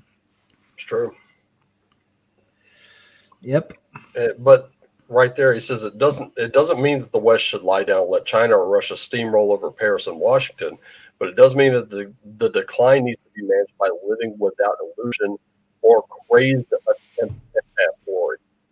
And exactly. we could see that happening today in the States. That's not a... Yeah, you're printing so much money. I read in a Norwegian news source that there was a recent package of 1,700, was it trillion or $billion recently? Do you know anything about that? 1.7 trillion, something like that. Too fucking much. That's unimaginable, is it? I mean, a 1,500 page document, or probably more than that. I might have that messed up. But Rand Paul had it wheeled out. Oh. This thing stood like that, and he's like, we were expected to read this in one night, and now we have to pass it to see what's in it. I'm like, where have I heard that shit before? And this omnibus bill, I was like, oh my goodness. You know, holy crap. Oh, what is it? It's crazy. No, it's even worse. 4,100 pages. 4,100 pages. Jeez. To be read, thought over, and agreed overnight. No. That's full of legal gotchas just all over the place. Yep. And the most disturbing thing is there are people who have, in all likelihood, probably actually read the thing and are still reading it, and they're picking it apart, and they're going to show you exactly, here's how you got screwed. And it's like, yeah, no shit. Yeah, with all the important stuff just like relegated to the last 100 pages, or the last 10, 15, maybe, the pages that nobody reads anyway, because it's buried under legal jargon and goodness knows. Yeah, just political jargon, legalese, I mean, Weimar Republic is going to look like a stable place when all this is over. I mean, dude, like, just like, I don't know, some of the RPG books I have, some of the a couple of the setting books. You guys have seen these. Mm-hmm. They're big. They're colossal. I've barely gotten even started into those. And the thing is, I don't have to. The big difference here is, if I drag out that near 1,000 page Crown of the Oathbreaker, if we're going to play 5th edition Dungeons and Dragons, I'm going to use that as a setting. I can kind of flip through it as I go. It's fine. I've actually flipped through it. No, I've kind of been through it and looked at it, and it looks exciting. It's pretty awesome. But have I actually read through the whole thing? No. If I have to wait, if I have to put my entire gaming group on hold till I read through that entire thing, we're never playing, because I'm doing a lot of this in my spare time. I have, precious little of it. I would rather us go through it and house rule the shit out of that thing. you can't do that with a fucking bill. And that thing was 4 to 5 times the size of that book. That's insane. I mean, fuck it's completely added inaccessible. 4 pounds to my damn phone. A PDF of this will probably weigh about 20. I've seen some horrible examples of a bureaucratic language. Like you can read a paragraph like 10 times and you still can't catch the meaning. Like means, there is supposed to be a meaning in the paragraph, but you can't pick it up. Yeah, even if you tried your hardest. It's like some people write like that, and it's often the managing class. Politicians are so good at that. You know, they'll throw a word salad at you, and it's all up to interpretation. Yeah, and like when you ever moving goalposts. Yeah, you know, or just be like Kamala Harris and just like repeat one word over and over, like put it three times in the same sentence. Still makes no goddamn sense, but it sounds good. It sounds good. It sounds professional, and it's like, but what are you actually saying? Are you actually saying something? Yeah. No, just throwing a word salad at you, just tossing a word salad and hoping that you'll tune out because of it, which we do. And this is the whole point of like. I guess this is like the reason I do tarot readings. The reason I do these like general readings when and where I can now, and the single card shorts and everything, because you can't do anything about that, and that's been ensured. That game is rigged. They have alienated those offices from us. This would be like me going into work and then telling the regional VP when they come in, yeah, I'm just not going to do that. As a matter of fact, here's what we're going to do. This company's going to take this direction now. That's exactly what it's like. And I mean, there I would be severely reprimanded right there on the spot. You try to reprimand these guys, and they just look at you like, "Who are you?" And it's like one of your many employees. That's why I said when they come up and give you an order, you're just like, no. And they look at you like, wait, what do you mean no? Like, no. Just do you understand? Was it the N or the O, you fucking clown? No. Sorry, clown shoes, you don't get that. They don't know what to do with that. But the reason I do this is because we can't do anything about that. That's one thing. We could do something about what sits right here. When we look in the mirror, we can do something about that. Mm-hmm. If we start doing more of that, their game's over. Because I don't care. They could have made that thing 41,000 pages. It wouldn't have mattered because the house of cards is crumbling. That is a desperate, vain attempt to cover these gaping holes in their story. And once we figure that out, and I'm going to say this, the Twitter files, that's been coming out, and the FBI's coming up. I mean, their own emails have been put in their face, and they're going, "Yeah, that's conspiracy theory and misinformation." I'm like, motherfucker, it is 2022, not 1822. We don't use gaslight anymore. I mean, get the fuck out of my face with that. When they're blatantly doing something like that, they don't give a shit about the people that they're supposed to represent. They're not doing that anymore. Never did. But by the way, when we start taking our power back, I mean, that's what they're freaking out about right now, is because the lockdowns had the opposite intended effect. Yes. They wanted us isolated, feeling alone, feeling small. We're not. We got together and we figured it out. Hey, wait a minute, hold up. That's what the Alex Jones thing is not about misinformation. It's not about harassment. It's not about any of that. It's about making you feel isolated, alone, and small. And that's not the case. Exactly. It's about demoralizing you to the point where you just black pill yourself and go, nothing I can do about it. Fuck it. Let it ride. And instead we're like, well, it might not be anything I can do about that, but I can do something about this. And you're not going to like it when I do. And that's what's scaring the shit out of them right now.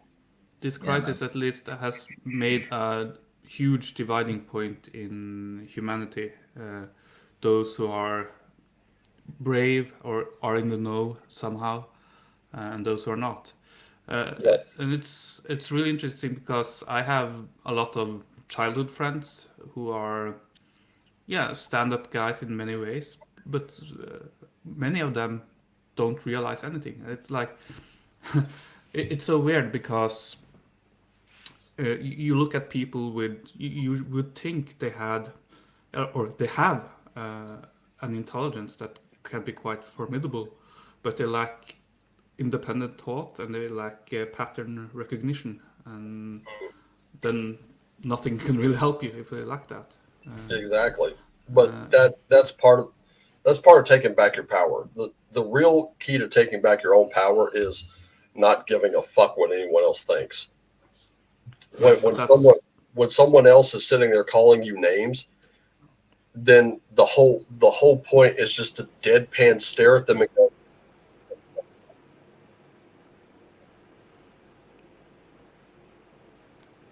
You're quiet. Your mic cut out, man. Oh shit. Anyway, I was saying what it is when like part of taking back your power is just letting them call you names and they're just staring at them deadpan and going, that's it. That's all you have. You have nothing else. Yeah. And that's why you're scared. You feel alone. And until you drop that shit, you're going to be the weak little son of a bitch sitting there that you are. And I'm sad about that because, goddamn, you're wasted potential. Yeah, just a waste of human being, waste of human life. Braveness is the first virtue. That is the one that creates all other virtues. If you don't have courage, you can't have any other virtue.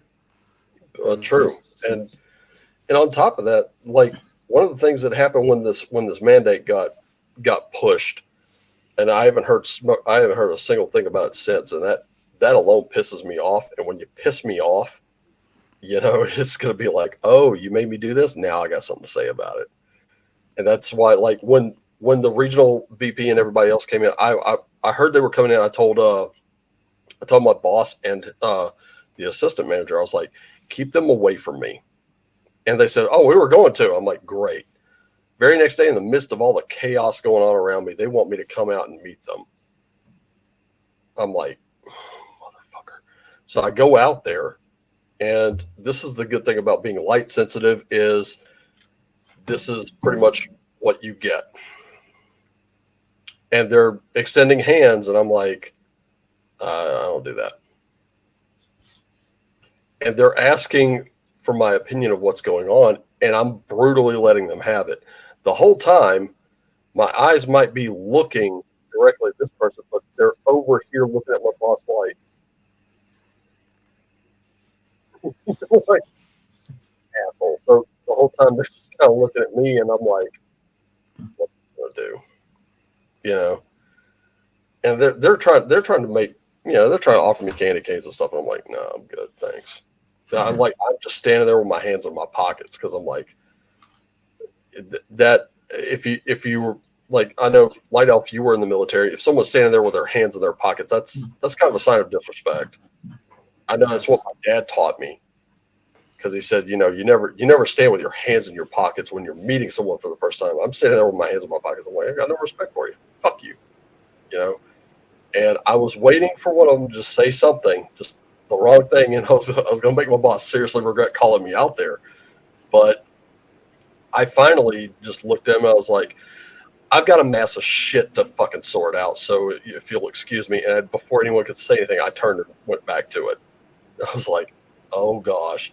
And then I heard they're going to be back tomorrow to meet all the people they didn't meet the first time around. And I'm like, you're going to get more of the same if you come anywhere near me. And my boss is like, oh yeah, we're looking to put him in a leadership position. I'm like, oh, that was not the good thing to tell him. They're not gonna like that. Oh man. Because if I have to deal with them anymore, they're really not gonna like me. Not much. But for most people, it's these days it's they don't react with anger like you. It's more like an aura of fear. Like they know something is wrong, and they know what it is too, but they can't state it, and They feel can't like admit they can't it. say anything. They can't admit it in their own minds. Yeah. Because their whole worldview would unravel. So it's almost a psychological impossibility, unless perhaps you had the knife really on your throat. It's like your children will perish or be injured if you don't do something or take a stance at least. So, and that's why you have. I probably think they have backed away with the agenda now. For now, just a little. It's like they do it in incremental steps, right? And if you advance in one area and then you stop and you keep the territory you've conquered, and you boiling advance somewhere control, else. So that's the problem. It's like we get used too much too soon. Yeah,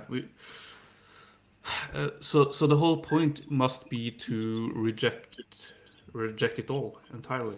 We don't need and not just reject it, and not just reject it disrespectfully. You know, put your hands in your pockets, just stuff them in there, just like blatantly, and look at them and be like, "Fuck, you gonna do about it?" They don't deserve respect. Neither do their servants, like all these middle managers or all these midwits or what have you, who are just following orders, blah blah blah. They don't deserve respect either, and they've kind of discredited their entire profession. So and that's why I got out of that pharmacy. I was like, dude, I don't want any more part of this, and that. Like when I was talking about the manifestations, it was because I didn't want any more part of that. And the fact that, you know, even now, after all the stuff that's come out about that shot, and I've said it from the beginning, that's all it is. It's all I'll ever call it. After all the facts that have come out about this, it's not safe, not effective, especially if I think the UK was talking about pulling the window back to every 3 months. I'm like, oh yeah, you're gonna get quarterly fucking shots, dumbass. After all that's come out, you still really? I mean, we had a guy, 2-3 weeks ago. In fact, it was just after that power outage we had at work. Nearly fall out, like not even 5 minutes after his shot. I was like, I mean, like, there's only so many times you can be smacked upside the back of the head and not get it. And this is one of those times. Dude, I've seen clips of people who didn't even make it through the door out. Yep. As a matter of fact, one of my boss's relatives, a little girl, had just gotten her shot. She'd just come out of the room. She was talking and then suddenly passed out. Had no idea what happened when she came around. I'm like, you know, at this point, how do you condone that? You know, as for me, I'm backing out of it because I saw a pattern here. You want to talk pattern recognition? I see it. When we started doing the testing, we'd be busy as fuck in that drive-through. That drive-through line was never ending. We got constant complaints about it. That starts to die down. Oh, there's a new variant. Here we go again. We're not testing for variants. It's just a positive or negative test. That's it. And people were showing like the little control kits. That was to make sure that the machine was reading correctly. But there was a conspiracy theory around that. I was like, no. Guys, we get positive and negative control swaps just to make sure the machines are working correctly. That's it. That's all they're used for. We make sure that happens. There's a separate protocol for that. Once we make sure that the machine's okay, we throw those out. They go in the biohazard. That's it. The rest are the actual swabs taken in that machine. Every time it would taper off. There's a new variant. There's a new variant. Then the shots came. Now suddenly we're at 2 different windows, and it's a madhouse. After a while, those would come down. Oh, we got another booster. We got another booster. It just constantly went, oh, here's a new age group. Oh, here's this age group. Now you can get your kids 5 and up. Oh, now they could get a second booster. Now they could get a third booster. Here's the brand new one for that Omicron variant that was there over a year ago. I'm like, we sat there and told you this was never going to end, and y'all acted like we were just nuts. Now you see it. It's not going to fucking end. It won't end until, a better majority of you says, yeah, we're not taking it. Let them mandate again, and let everybody walk off their job. Yeah, that's probably what they want. It's a no-win situation. It's probably what they want, but still.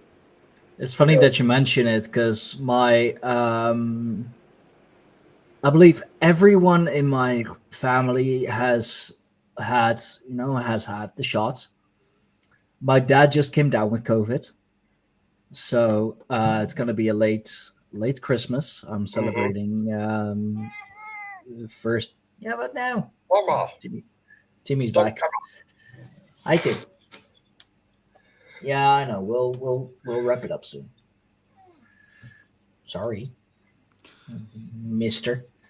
No, but so my dad has come down with the Rona. He has had, I believe, every shot so far.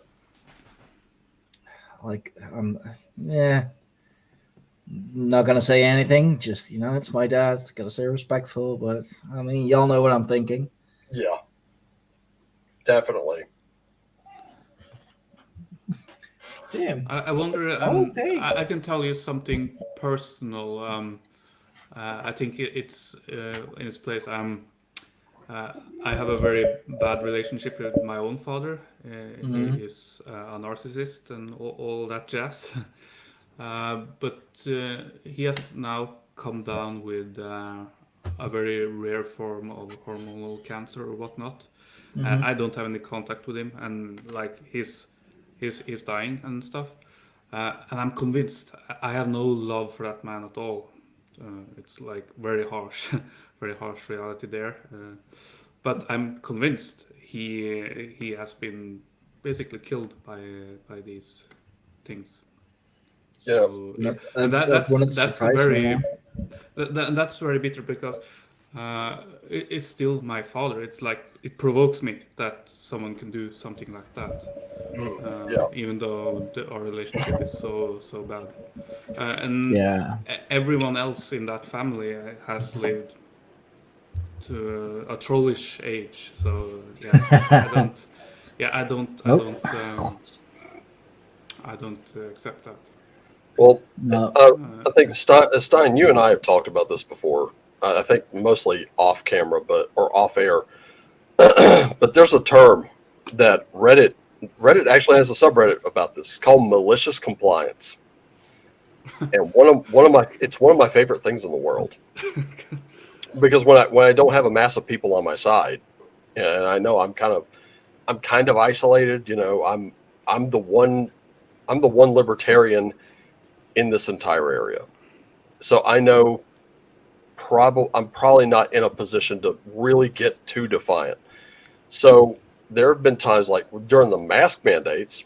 Okay, did I like it? Not at all. But there was nothing in the world. And I just thought of this. I was like, if it's one thing I love, it's social engineering. It's one of my favorite means of hacking. Why would I brute force my way into your computer when I could just get you to give me the fucking info? It makes a lot more sense, and it's so much easier.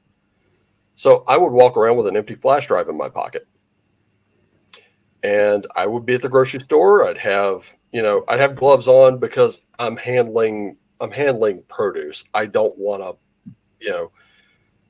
to contaminate it. So I've got the mask on. I've got the gloves on. I'm doing my thing, and now I've got somebody in line singing my praises, and I'm going, oh yeah, this is a great situation. Want to know why? I reach into my pocket and I pull up that flash drive, and I'm like, because I just compromised about 5 computers in here, and no one's going to know. You could turn on those security cameras, you could view that footage, but you're never going to know who I am. There's no telling what I got. And I'd just stick it back in my pocket, I'd pay for my shit, and I'd leave. And I'd only see that person. You couldn't see anything above this, but you would see this. Yeah. This is one of those, like, are you sure this is, guys, this is what being a game master will give you. This is among leadership skills, learning how to solve shit fairly. This is also one of the things being a fucking DM nerd will get you. You know, hey, why can't I hurl that goblin over there and make that thing do this? You could certainly try. Oh, nobody wants to hear you hear. You could certainly try, and that's fine. But if you hear, you can certainly try, or are you sure you want to do that? That's when they start rethinking things. That's when, yeah, it's malicious. Yeah, I mean, hey, if they're already going to sit there and react out of a state of fear, you might as well put them squarely in there. Because once they show you their mind's not changing, there's no point in trying to argue with them. Never try to argue with an idiot. They'll drag you down to their level and beat you with experience. Yeah. And then when I got my card, I put it in that. Nice. That. Yeah, that show, like, my attitude toward it is one of, I no longer give a fuck because your fear does not rate with me. You know, this is not sick until proven healthy. That's not the way this works. And we have common sense measures in place. They have been there for years. If you're sick, you don't go to work, you don't go to school, you don't go out. You stay at home and you take care of yourself till you're better. Once you're better, then you go back out in the world. That's it. Yeah. And that's the way it's always been.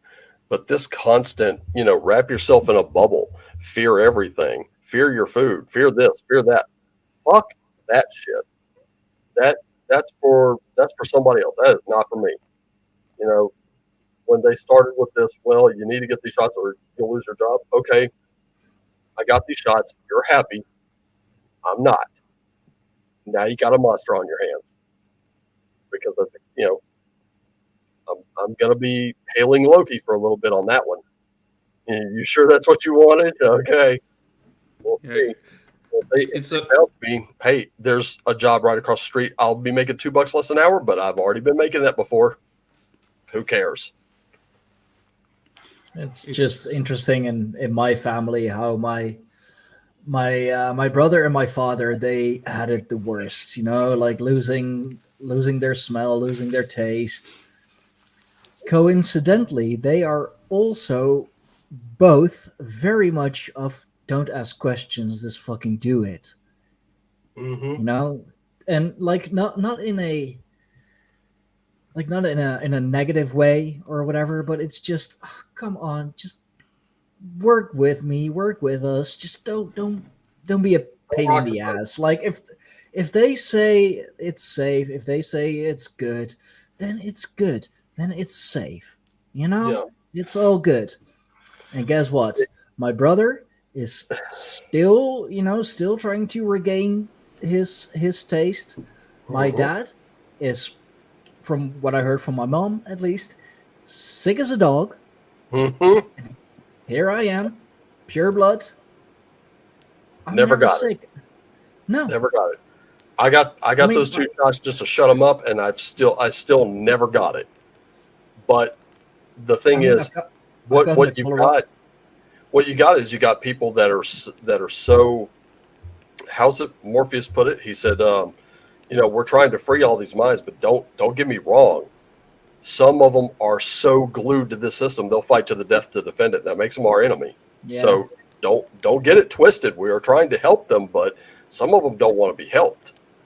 And right now they cannot, in their minds, imagine a bureaucracy so corrupt that they would do them any harm. That's a foreign concept to them. They can't see that.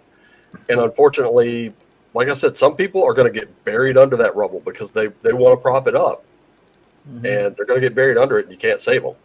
Those that you can, they'll come around. They'll be like, "What the fuck am I doing trying to prop up this wall?" And they'll fuck off, and they'll be like, "Well, what was it you were saying about this system again? Because I think I need to hear that. I need to look into that. Just give me what you got, and I'll look into it." Those are the people you're going to be able to save. You gotta plant the little seeds and let them come off the wall themselves. Unfortunately, some are never going to do it, and you gotta be ready for that. I have a brother that wanted to convert me to Stoicism at one point, and I was very rejective of him. Like, no way, no, that's not for me. I don't want to hear it.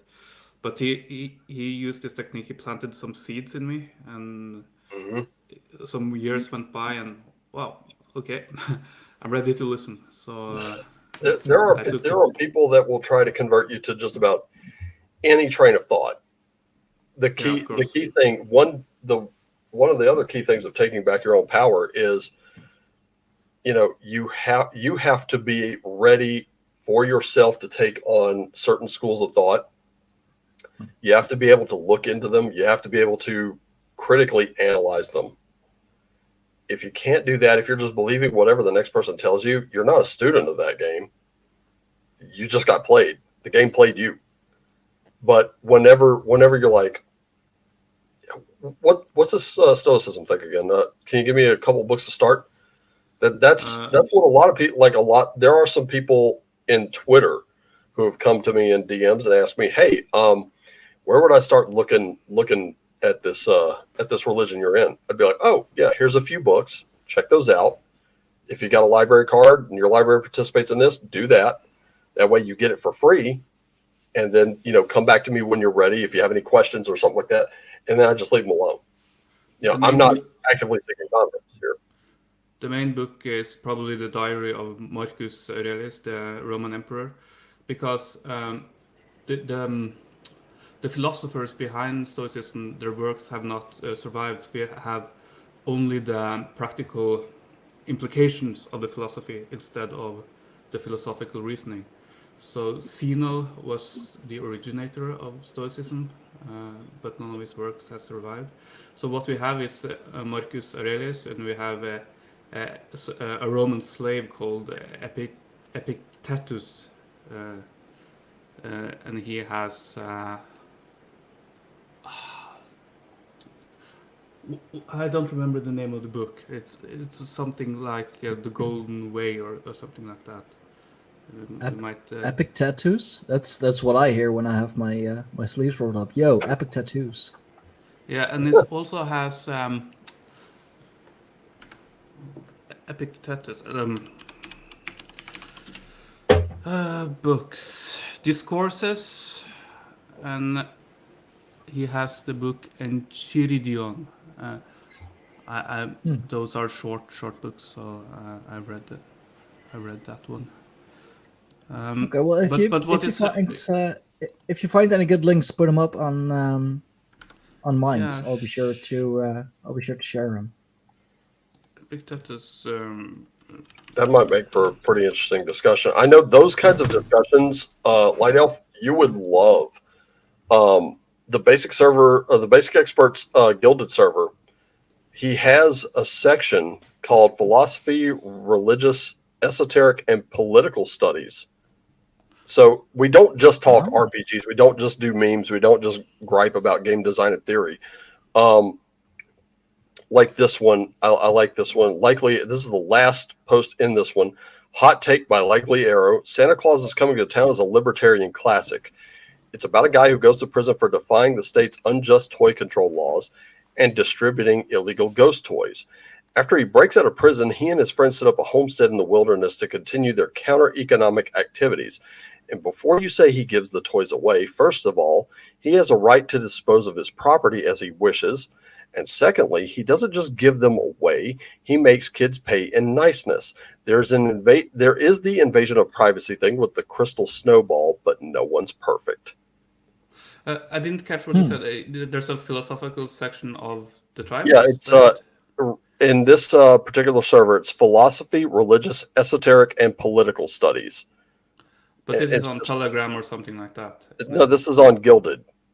So it's yeah. this is political stuff rather. Let's see. What the fuck?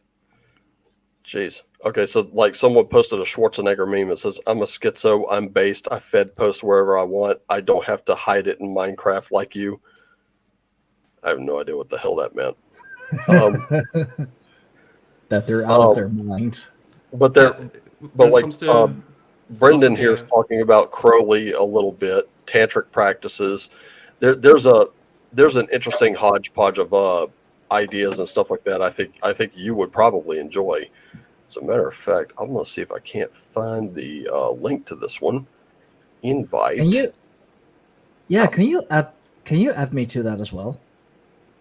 Actually, right now I'm gonna pop that link right here in the The chat. thing is, I am got off of Gilded just today, actually, because I want to slim my presence on the internet. I'm kind of like that. I'm kind of like that.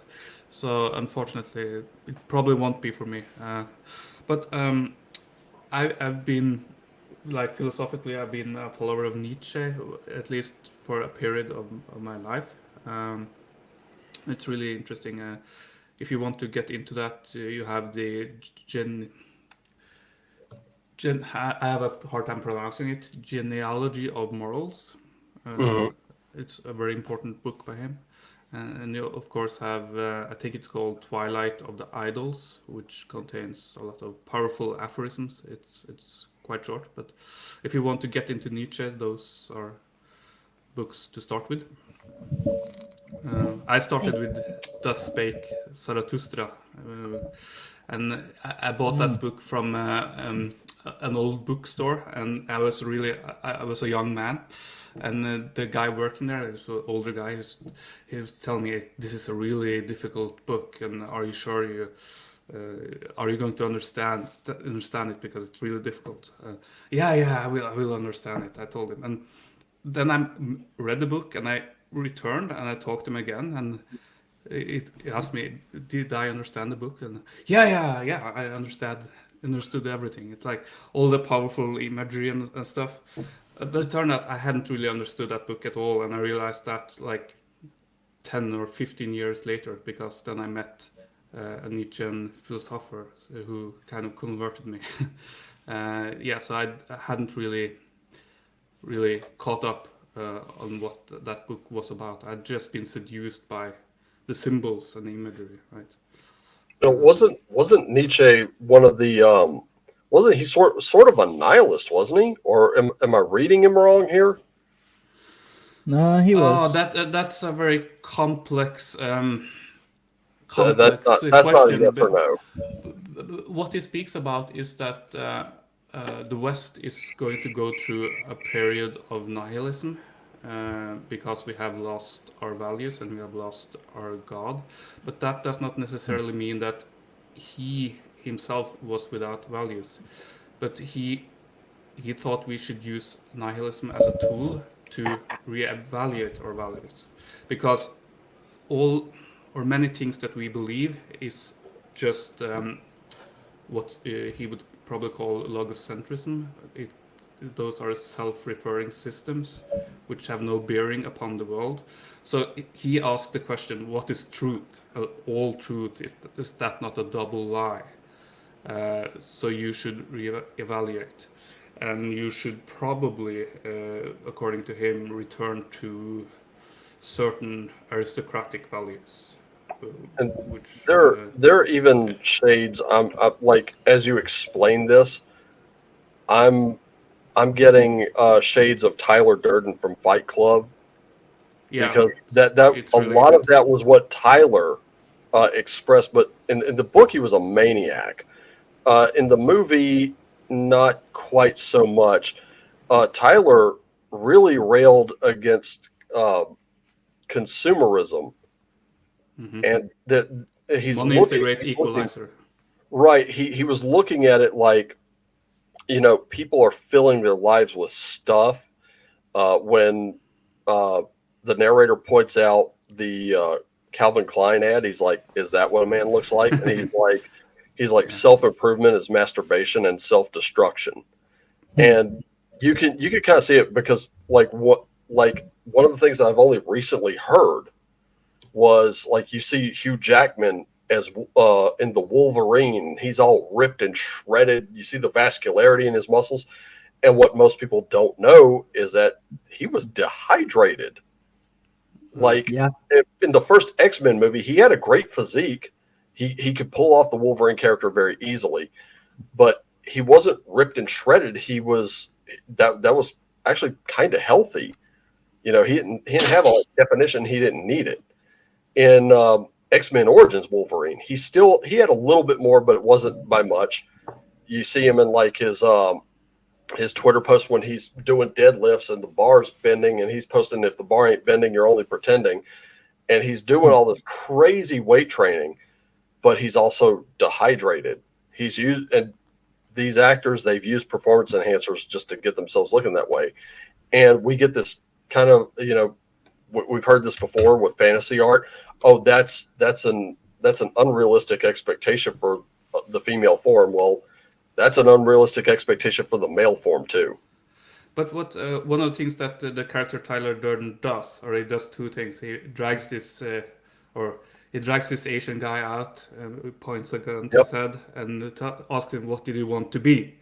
And there's also this scene where he takes the main character and pours some chemicals upon his hand, because in both instances he wants to make the person aware of his own mortality. And this is also a Nietzschean theme, because let's consider if there are no values that have a value in itself, and if your life is limited and it's given that you're going to die and there's no eternal life and there are no gods. Nietzsche was actually an atheist. What will you then do with that knowledge? How will you realize yourself as an individual? That was much of what Nietzsche was about, which I think this character of Tyler Durden reflects. I find it interesting because Nietzsche stands for a philosophy of becoming. If you imagine, Plato has a world of ideas, so you have fixed values, fixed ideas, fixed forms, which the world is a reflection of. While Nietzsche thinks that, like Heraclitus was a Greek philosopher, he thinks that the world is will, the world is constantly dynamic, the world is fire, so it's all this change. So it's contrasting worldviews. And this is interesting because modern paganism is derived from Platonism to a high degree. It's almost impossible to imagine the paganism we think of now, because you have to assume certain things about the gods and all that, fixed values. But there were pagans that were followers of Heraclitus back in the day. And I find that very interesting because I have some gripes with Platonism. I do. Well, the one thing I like about this version of paganism is unlike many other religions, and don't keep in mind, I haven't studied them all. I do have books on them all. I just haven't studied them all. What stood out to me about the Norse gods themselves, and we're talking Aesir, Vanir, and everything in between, is that they're flawed. They understand that, and they do not act like they're not. They understand that sometimes when they speak, it contradicts something they said before. They understand that they don't have it all figured out, and that's obvious with Odin. He does not sit on the throne in Valhalla constantly, drinking wine and listening to his ravens when they come back, and tossing his food to the wolves. He actually goes out. He comes to this realm and others, and he goes around constantly seeking wisdom. And this was evident in his conversation with Mimir when he wanted a drink from his well, because he knows every time Mimir drank, he got a little more wise. And he was like, can I do that? And Mimir's like, no, it's mine, dude. Sorry. And he's like, I'm a god. How am I supposed to be a god if I can't be wise? And he's like, okay, well, if you want a drink from this well, I want your long sight. So I'll give you a drink if you'll give me one of your eyes. And this was like kind of that defining moment. This is what made it really stand out to me, was that Odin just reached in, he just rips his own eye out, gives it to Mimir. Mimir throws it into the well and then gives him a drink from it. And what really kind of made it make sense for me is there's nothing anywhere in there that's written that just because his eye is out of his head, that it looks like a little bit of a ruse to me. It looks like the reason he so willingly gave it was because that eye is now going to be in that well, and he's going to be getting a constant feed from that well. And I was like, oh, that's clever. That's really clever. Malicious compliance, I love it. And that's who taught it to me. That's why I was like, they understand they're flawed. They understand but they understand they could do better, and they're always striving for better. And I think a lot of what Nietzsche and Tyler Durden, in his own twisted way, was trying to say, why don't we get rid of the shit we don't need, the shit that we can just live without? There's plenty of shit we can live without. Understand what's most important and use that to better ourselves. And I think that's really kind of what he was getting at, but he just went about it like the wrong way, obviously. Like, we're talking about the narrator here because it's two sides of the same coin. This narrator couldn't sleep. He's filled his life with, everything that was marketed to him.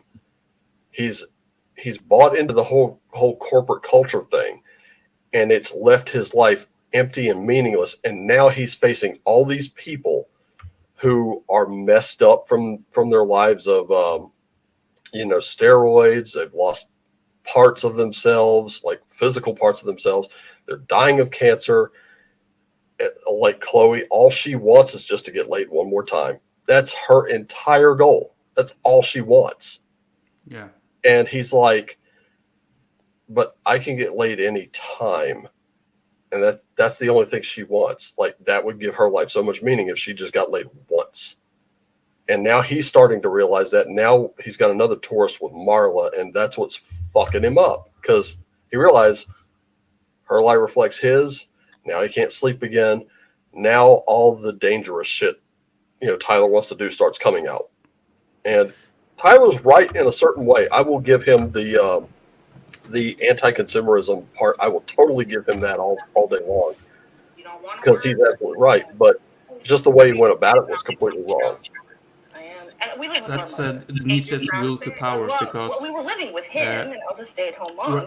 Wherever he looked, he said, wherever there was a living creature, but you can go get a job, right? I could, he but I'm not found a will going to to. power. My rent's free. My food is free. My mom's the homeowner. There are voices. What the hell was that? Sorry, guys, that was me. I forgot to mute. My apologies. I'm getting distracted. My apologies, guys. So that lady who could not get laid, since she could not get laid, that her will to power turned to that, right? What you cannot have, you really want to have. Like, if something. So it's like a process of overcoming. Like that's more important to you than life itself. You would prefer to die instead of giving in to certain things, I'm sure. For most people, it's like that. If I told you that I will kill you unless you do all these depraved things, there will be a breaking point where you will just prefer that, right? Because the will to power is greater than the will to life. That's the contrast with Nietzsche and Schopenhauer, because Schopenhauer is the teacher of Nietzsche, and he thought that the essence of existence is a will to life. but Nietzsche kind of disproves that. So it's kind of interesting. And it's interesting that we're talking about this now, because earlier we talked about Howard's Conan the Barbarian, and he doesn't concern himself with what gods think of him. He doesn't concern himself with what other people think of him. That's what he does. He fights, he drinks, he eats, he loves, he travels. To him, that is the greatest thing in the world. And when he becomes a king, alcohol free.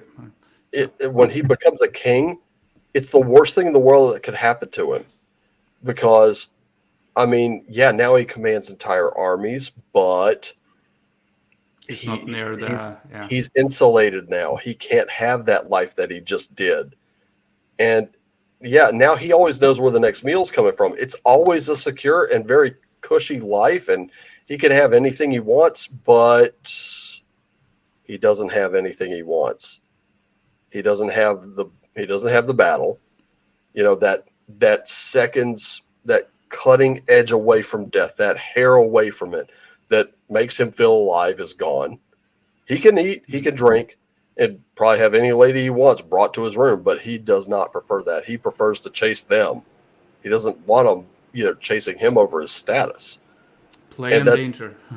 Yeah, that sense of danger, that you don't know where it's coming from next. That was what made him feel absolutely alive. For some of us, that would be terrifying to the point of like inducing heart attacks at most. But for some, that's simplicity.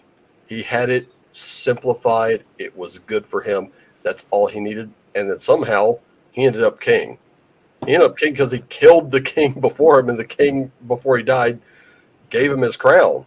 Now, that's like, he was a good ruler, obviously, but you could tell that it was that lion in the cage. Same with the narrator. Narrator had everything he could want. He had a great job, great money, could afford anything he wanted. He could order stuff while he was sitting on the toilet, and there was nothing there until that first fight. And now that something primal, it's I guess I could sum it up, just nutshell it by saying, it's like everybody dies, but how many people do you know actually live? And that's what it is, that will to just live, to find that thing. And it's also a very prime value, I think, that is shared by both the ancient Greeks and the Norse. And that is the struggle against fate and struggle against tragedy. Because every person's life is a tragedy. Why? Because you're going to die and you're going to lose everything you have. And what matters is how you meet that end, and how much you struggle, and how much bravery you face it with, but also how epic you make that struggle.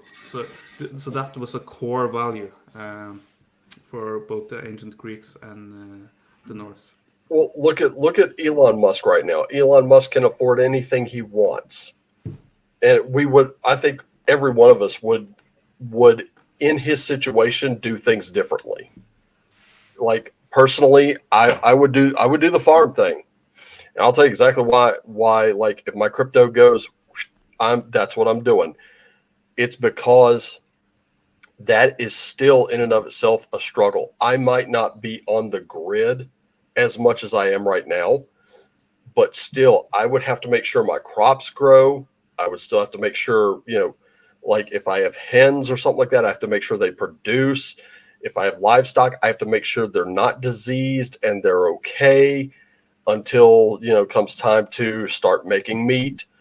It's not easy or convenient, but that's the thing. I would still have some kind of security going, okay, well, if my internet goes out, that's just my internet. I'll pull a book off my shelf. Me and the fam will go ahead. We'll do like D&D or some game I've got. We'll do 10 candles or whatever. Power goes out, we'll light some candles and still play anyway. We got ambiance, boys, and stuff like that. It's still a struggle, but having those abilities to suddenly, like, if the whole thing collapsed, you could say, well, I don't have everything I want, but I'm good. I will absolutely live through this. You're still going to struggle making sure that the fertilization and water tables are correct. You're still going to have you're going to struggle, but you're going to do it differently. Elon Musk, I guarantee you, if you talk to him, he struggles, but he does it differently. Donald Trump struggles, we can tell, and does it differently. Is struggling since he became president. I mean, he left office poorer than he went in. So, like, you know, that's how those things kind of progress. A lot of these people in office, they go in and they come out multimillionaires. It's like, I want to know how that happened, because you could tell they're not struggling, and that's why that depravity is sinking in. That's why they're just outwardly exhibiting it now. For people that don't struggle, eventually they turn to something else that's not healthy. Yeah, and that's also a certain will to power. If you own everything in the world, and what is it that you can't have, which is forbidden? Yeah, we kind of know what that is, don't we? We do. I mean, look at my shelves right now. I've got all these books. I've got books on my Kindle.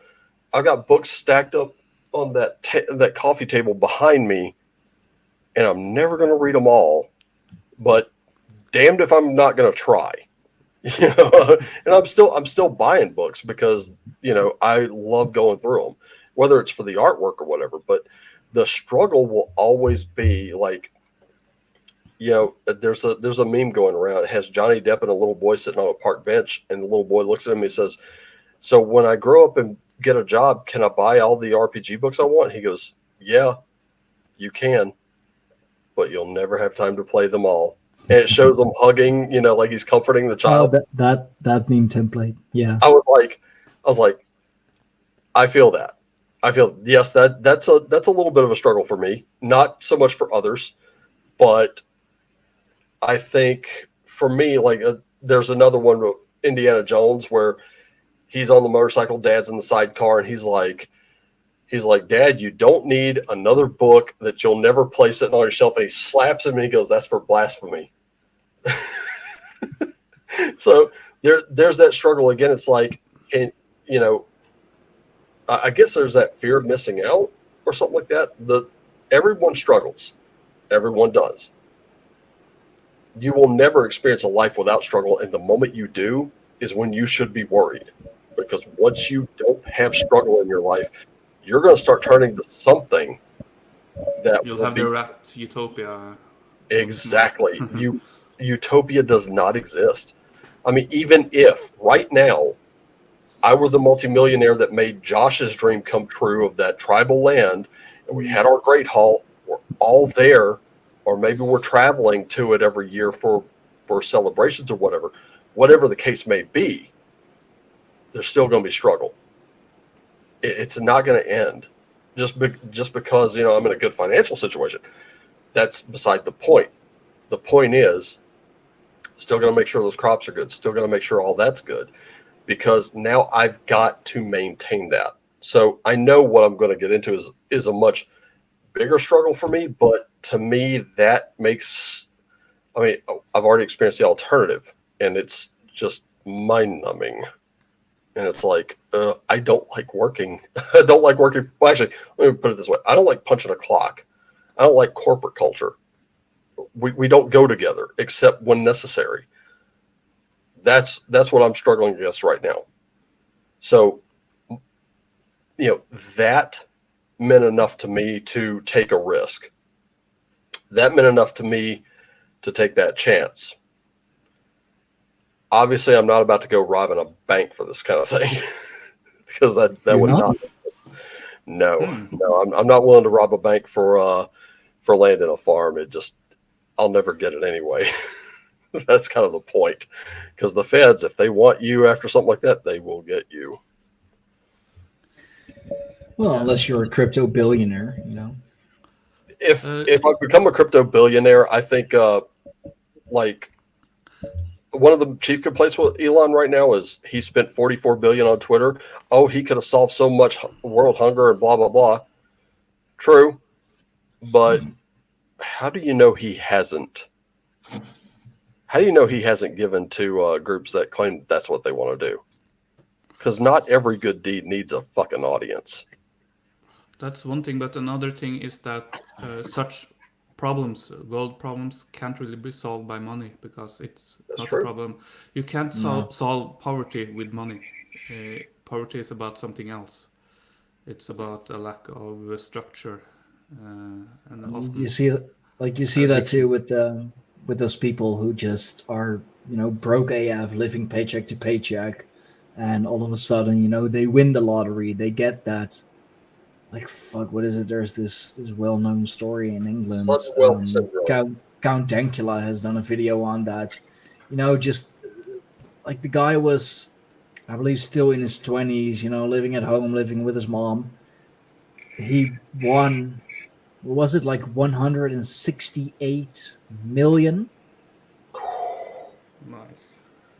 Dude, I would just take half And- of that, Grady. Dude, within, like, fuck, what was it, like 3 years? Maybe, like, just within 5 years, within a couple years, he was back to broke. Yep. That's incredible. That's It's called sudden wealth syndrome. He squandered it. He squandered it on stupid shit, you know, just like bought his own property, bought his own house, fucking wrecked it with parties, did a couple K a month on drugs, like held his own fucking like crashed derbies and just, you know, bought the cars for it himself. So, you know, that's another couple 10K gone. So just like within a couple years, he went from multi-millionaire because he literally won the lottery to back to broke. Mm-hmm. And guess what? When he was back to broke, he was happier than he was as a multi-millionaire. Because, you know, everybody was like latching onto him, hoping to get a piece of that action. And that too. And the minute he didn't have it, they vacated. That too. And like, of course, at first he did, you know, he bought his friends this, he bought his friends that, he bought his mom this, he bought his mom that. But like that's another thing. As soon as you give into that, you know, as soon as you give him a finger, they're gonna ask for the whole hand. As soon as you give him a hand, they'll take your fucking arm. Yep. People are often inherently bad. It's true. I was thinking about once.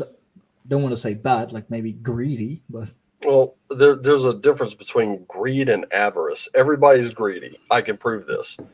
I can actually prove everybody's greedy. Everybody on the planet. Everybody wants to be in a better position somehow. Whether it's a better home, they want more books, they want more music, they want more of anything. That's greed. There's nothing wrong with that. That's greed. You want to improve your station in life, that's great. Avarice comes when it's never enough. Like, at some point, I know I'm going to be looking at my RPG library or even just my book library. I'm going to be like, good. I'm good where I am. Don't need anything else. I got everything else after this is just going to be a rehash of that system, this system, or that one. And I think I've got the OGs. I'm good. And that's where I know I'm going to stop, because there are days where I'm looking through the various stuff and I'm like, yeah, no, I don't think I'm going to buy anything, but I do have a PDF I'm going to try to burn off as a book here, printme1.com. Bang, there we go. That's like kind of the state I'm going to be in sooner or later. When it comes to music, I got Spotify. I've got CDs that have been ripped onto my phone. I'm good. I don't really need any more of that. You know, when I'd like to have like a few more of these, hell to the yeah. Hell yeah. I'd love to have an acoustic just to play. But there are certain Buddhists who don't seek riches, is there not? Mm-hmm. They don't. There are people that's not important. Because what you speak of are physical material things, or at least sensory experiences. Yeah. And there are those who reject those. but you can ask yourself, is that wise? I mean, because the main tenets. You've seen people go from, like we just pointed out, sudden wealth syndrome to broke again.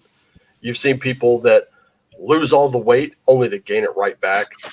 You know, that's the thing. It comes with one extreme or the other, and that's like even today's spirit animal card, the flamingo, lets you know, embrace that in between.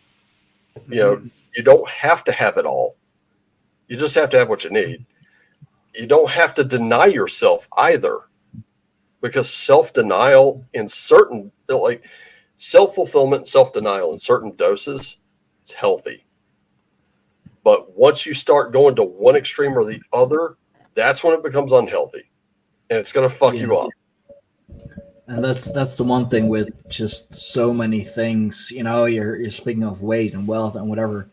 You know, to lose weight really isn't that hard. Proper diets, proper exercise, you know, you'll have the weight off in no time. To keep it off, on the other hand, to keep that, you know, healthier lifestyle up is a whole other thing. To get rich, like, you know, monetary rich, if you really set your mind to it, if you really fucking work for it, you'll get rich. To stay rich is an even bigger challenge, because money is easier spent than made. We all know that. True. Very true. You know? And like I'm pretty fanatic when it comes to, you know, exercising and gym and jiu-jitsu and all of that. I need to be. I really need to be. Oh, dude, like if you were here or I were there, I would fucking drag you to the gym, man. Just I don't doubt it. I mean, dude, I'm going with this is the closest thing to me. Unfortunately, I'm going with Lodewijk now. You know, he is in the tribe, just not active because he broke his iPhone. Now it's this brick phone, like that. It barely it runs WhatsApp. That's pretty much all it does. Ouch. No, he's happy. Actually, he's happy with the downgrade. He's like, oh, well, you know, downgrade. Hey, dude, I'll be honest with you. If I had to do a Motorola Razr tomorrow, I'd be like, well, okay. Yeah. Okay. I thought I would comment on what you talked about when it came to struggle, because life is struggle. And the philosopher Heraclitus has this thesis that justice is strife, and everything comes into this world through strife. And that puts it in another perspective, because when you think you're struggling, when it's hard, you can imagine, well, this is justice. It is supposed to be that way, and I am in a good spot now because I'm struggling. So it's better to struggle with something great than to be complacent, to have safety or tedious work. I mean, we so wish for struggle instead of an easy life. At least that's one way to see it, but it's easier said than done, of course, or easier said than I think if being you internalized. I think if you struggle through something and you make it out the other end, the satisfaction is going to be so great. You know, if you have to fight for something and eventually, you know, you win that fight, you win that battle, just how alleviated you feel, how good you feel, like having gone through that and eventually come out the victor. That's so good. You know, the road there, the battle itself, the fight itself is a bitch. And you are gonna wish more times than one that can this just fucking end. But then when it eventually does, it's like, I made it. I actually made it through. Sigmund Freud says that when you look back at it all, the years of struggle will strike you as the most beautiful. So there's something. Something. It's when you learn the most. It's when you learn the most about yourself. It's when you learn the most about the outside. I mean, that's another thing you see. You know, often people will question you, like, "What if you could do it over? You know, what if you could go back and like fix all those mistakes. But I don't want to. I don't want to. Says about nostalgia. When you look back at the struggles you had, you will often think of it as beautiful, as Freud says. But that's because you have removed your own will from the memories of what is taking place. So you no longer feel the pain of the struggle. You just have the aesthetics or the good memories left. Yeah, sure. So it has. Schopenhauer thinks that all life is suffering, and you can never get rid of the suffering. Very Buddhist-like, really. But yeah, life is perhaps samsara. Yeah. Perhaps we should embrace that, or accept that suffering at least to an extent. Well, only through the darkness you find the light, right? Maybe it can't have one without the other. But to be honest, for myself, for my own life, I think it's been too much darkness. If I'm being honest, too much. I think we would all agree. In our own situations, it's been like that. But I used to joke. This was back when I was a much more negative person. I don't think any one of you wanted to know me during that time. But I used to say, I keep asking, why me? And I keep getting, why not? Yeah. That's a pretty dark place to think about it. But my father had this saying, everyone is my enemy until the opposite is proven. I think it's a way of thinking. It's a way of thinking. Yeah, it's a little dark, but I mean, I can't blame him. I really can't. I mean, I would personally like to see it like he does, because better a true enemy than a false friend. I mean, sure. Wow, we've all been there to one degree or another. But again, sometimes our own perception tends to paint things a certain way, and I think we ought to really be a little careful with that kind of thinking. Personally, I'm going to kind of wrap up my end of it here, because I gotta make a phone call. But I was gonna wrap it up anyway. It's we've been on for 4+ hours now. Wow! Holy crap, we have. I didn't even. Yeah, no, I mean, dude, that's great. This is this is why I wanna like really want to make the Mead Hall a thing. Yeah, I learned about this Oscar Wilde characters. It's been very Oscar Wilde. Yeah, he's I love how he this guy hit the author Oscar Wilde was so decadent that he's actually had quotes, and I'll give you a couple of them that are still right here on the top of my head. One of them was an insult where he would say, "Oh, that person is an absolute celebrity. They get invited everywhere once." I was like, damn. I love using that. It's so good. Oh, that person's an absolute celebrity. They get invited everywhere once. And the next one was, the only thing I could never resist was temptation. Mm-hmm. And I was like, yeah, that's a lot of us. That's a lot of us. And I think when it comes to struggle, you're never going to get rid of it. Just because your struggles with money don't exist today, you will have a different set of struggles tomorrow, whether that's mental, physical, spiritual. I would say if you really want to look at it, look at where you would be most happy. Like, really get that image in your mind and realize you're still going to struggle, and just make peace with it, because it's on the way. Look, there's no sword, there's no knife, there's no axe, there's no plowshare that isn't put through fire, beaten the hell out of, ground against something, stuck. They go through extreme temperatures, and then they're polished and they're honed. And by the time you see it, you're like, holy shit, that's beautiful. And you don't realize it started out as this piece of ore that had to be beaten, heated, subjected to cold, ground, rinse, repeat like in the Conan the Barbarian remake, there's Ron Perlman's like, which is more important, fire or ice? And Conan, waffles a little bit. And he's like, "Are you certain?" And he's like, "Yes." And then he breaks the sword and he goes, and he shows him. He goes, "Fire and ice." So you will always be subjected to extremes. The key thing to remember, you're always going to struggle. Just make peace with it. Don't try to go to one or the other. It's never going to work out.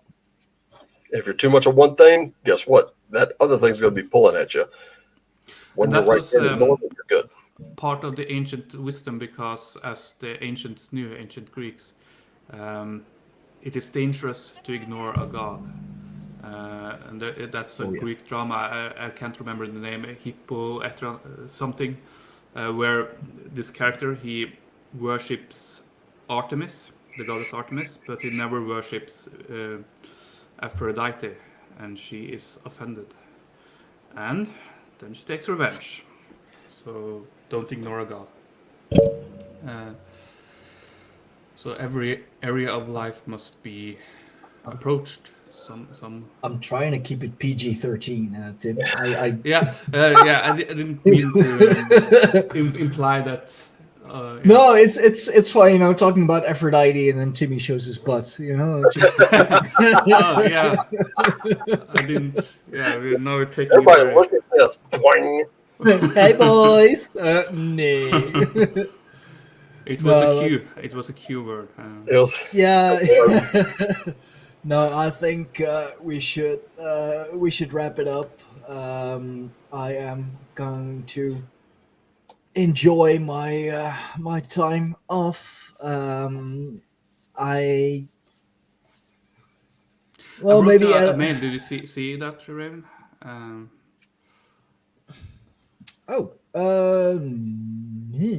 No. Good thing you told me. An email. We still do Raven Wolfgar. Yes. I wrote you a quick mail about the live stream thing. Yeah, I saw it. That's when I got it as soon as I got home, and that's when I hopped over onto YouTube. I saw it was like 10 minutes away from it, and I was like, oh, thank goodness I didn't miss it. Yeah. Anyway, I could probably be on a live stream tomorrow if you have one, but it's nothing I have to do. I won't be here tomorrow. I will probably do a video tomorrow. Well, actually, no, I won't be doing a video tomorrow. I got to work tomorrow, but Sunday I'm off, so I know I'll be doing a video for sure. I was just gonna kind of like do some like little 3-card draws or something like that on a live stream for Christmas. If there's an interest, and I think there might be, I might just do it because I'm like that and I just want to do it. Mm-hmm. So you never know with me. I'll probably do it just like 11:15 a.m. Eastern time. I'll probably do that just because like I said, why not? Just let me get on and let's play around and see what happens. Okay, well you guys go work that out. I gotta make a phone call, so I gotta run. But, no, that's fine, bro. Thank you for coming on. Thank you for staying so long, man. Hey, thanks for having me. It's been a lot of fun. Yeah, I look forward to so many more. Because last live stream of 2022. Talking to you. Yeah. So, well, I'm gonna wrap it up here. Last thing I'm gonna do this year is edit this one, schedule it. Just gonna be intro, outro, just the usual shit. Yeah. And that's all. That's all I'm gonna do. And then after, after the new year, I'm taking a break for myself, taking a break for my relationship, not from my relationship. Yes. So thanks guys for being here. Thank you to everybody who has joined us in this close to 4 hours 15 minutes now. Burdock on stream and in the chats, Joshua in the chats, see who as we have some new subscribers, of course, joined in the chat as well. I am now up to, I believe, 167, just because of the video with Thomas Sheridan. Yeah, it's insane. Which, Dude, by the way, has crossed you and I 1 point. I think we have the same subscriber count. Yeah, It took you far less time to get there than me. dude. The show with Thomas Sheridan I did is currently sitting at 1.1 plus K views. Nice. And I Very did nice. that well 3 days ago now, technically, on the solstice. Very cool. So yeah, thank you for all the subs. Thank you for all the good times. This was the last live stream podcast, whatever you want to call it, for the Greyhorn Pagans of 2022. Thank you to all who supported us. Thank you for all the good times. And 2022 was a good year for the tribe. Was a good year for the podcasts. I mean, it ended a bit weird, maybe, but let's make 2023 a even better year. I truly think we can do that. So thank you all. Have a good night. Have a good morning. Have a good Yule. Have a good Christmas. Have a good Saturnalia, Kwanzaa, whatever the fuck it is that you're celebrating. Have a good one. And we'll see you all next year again.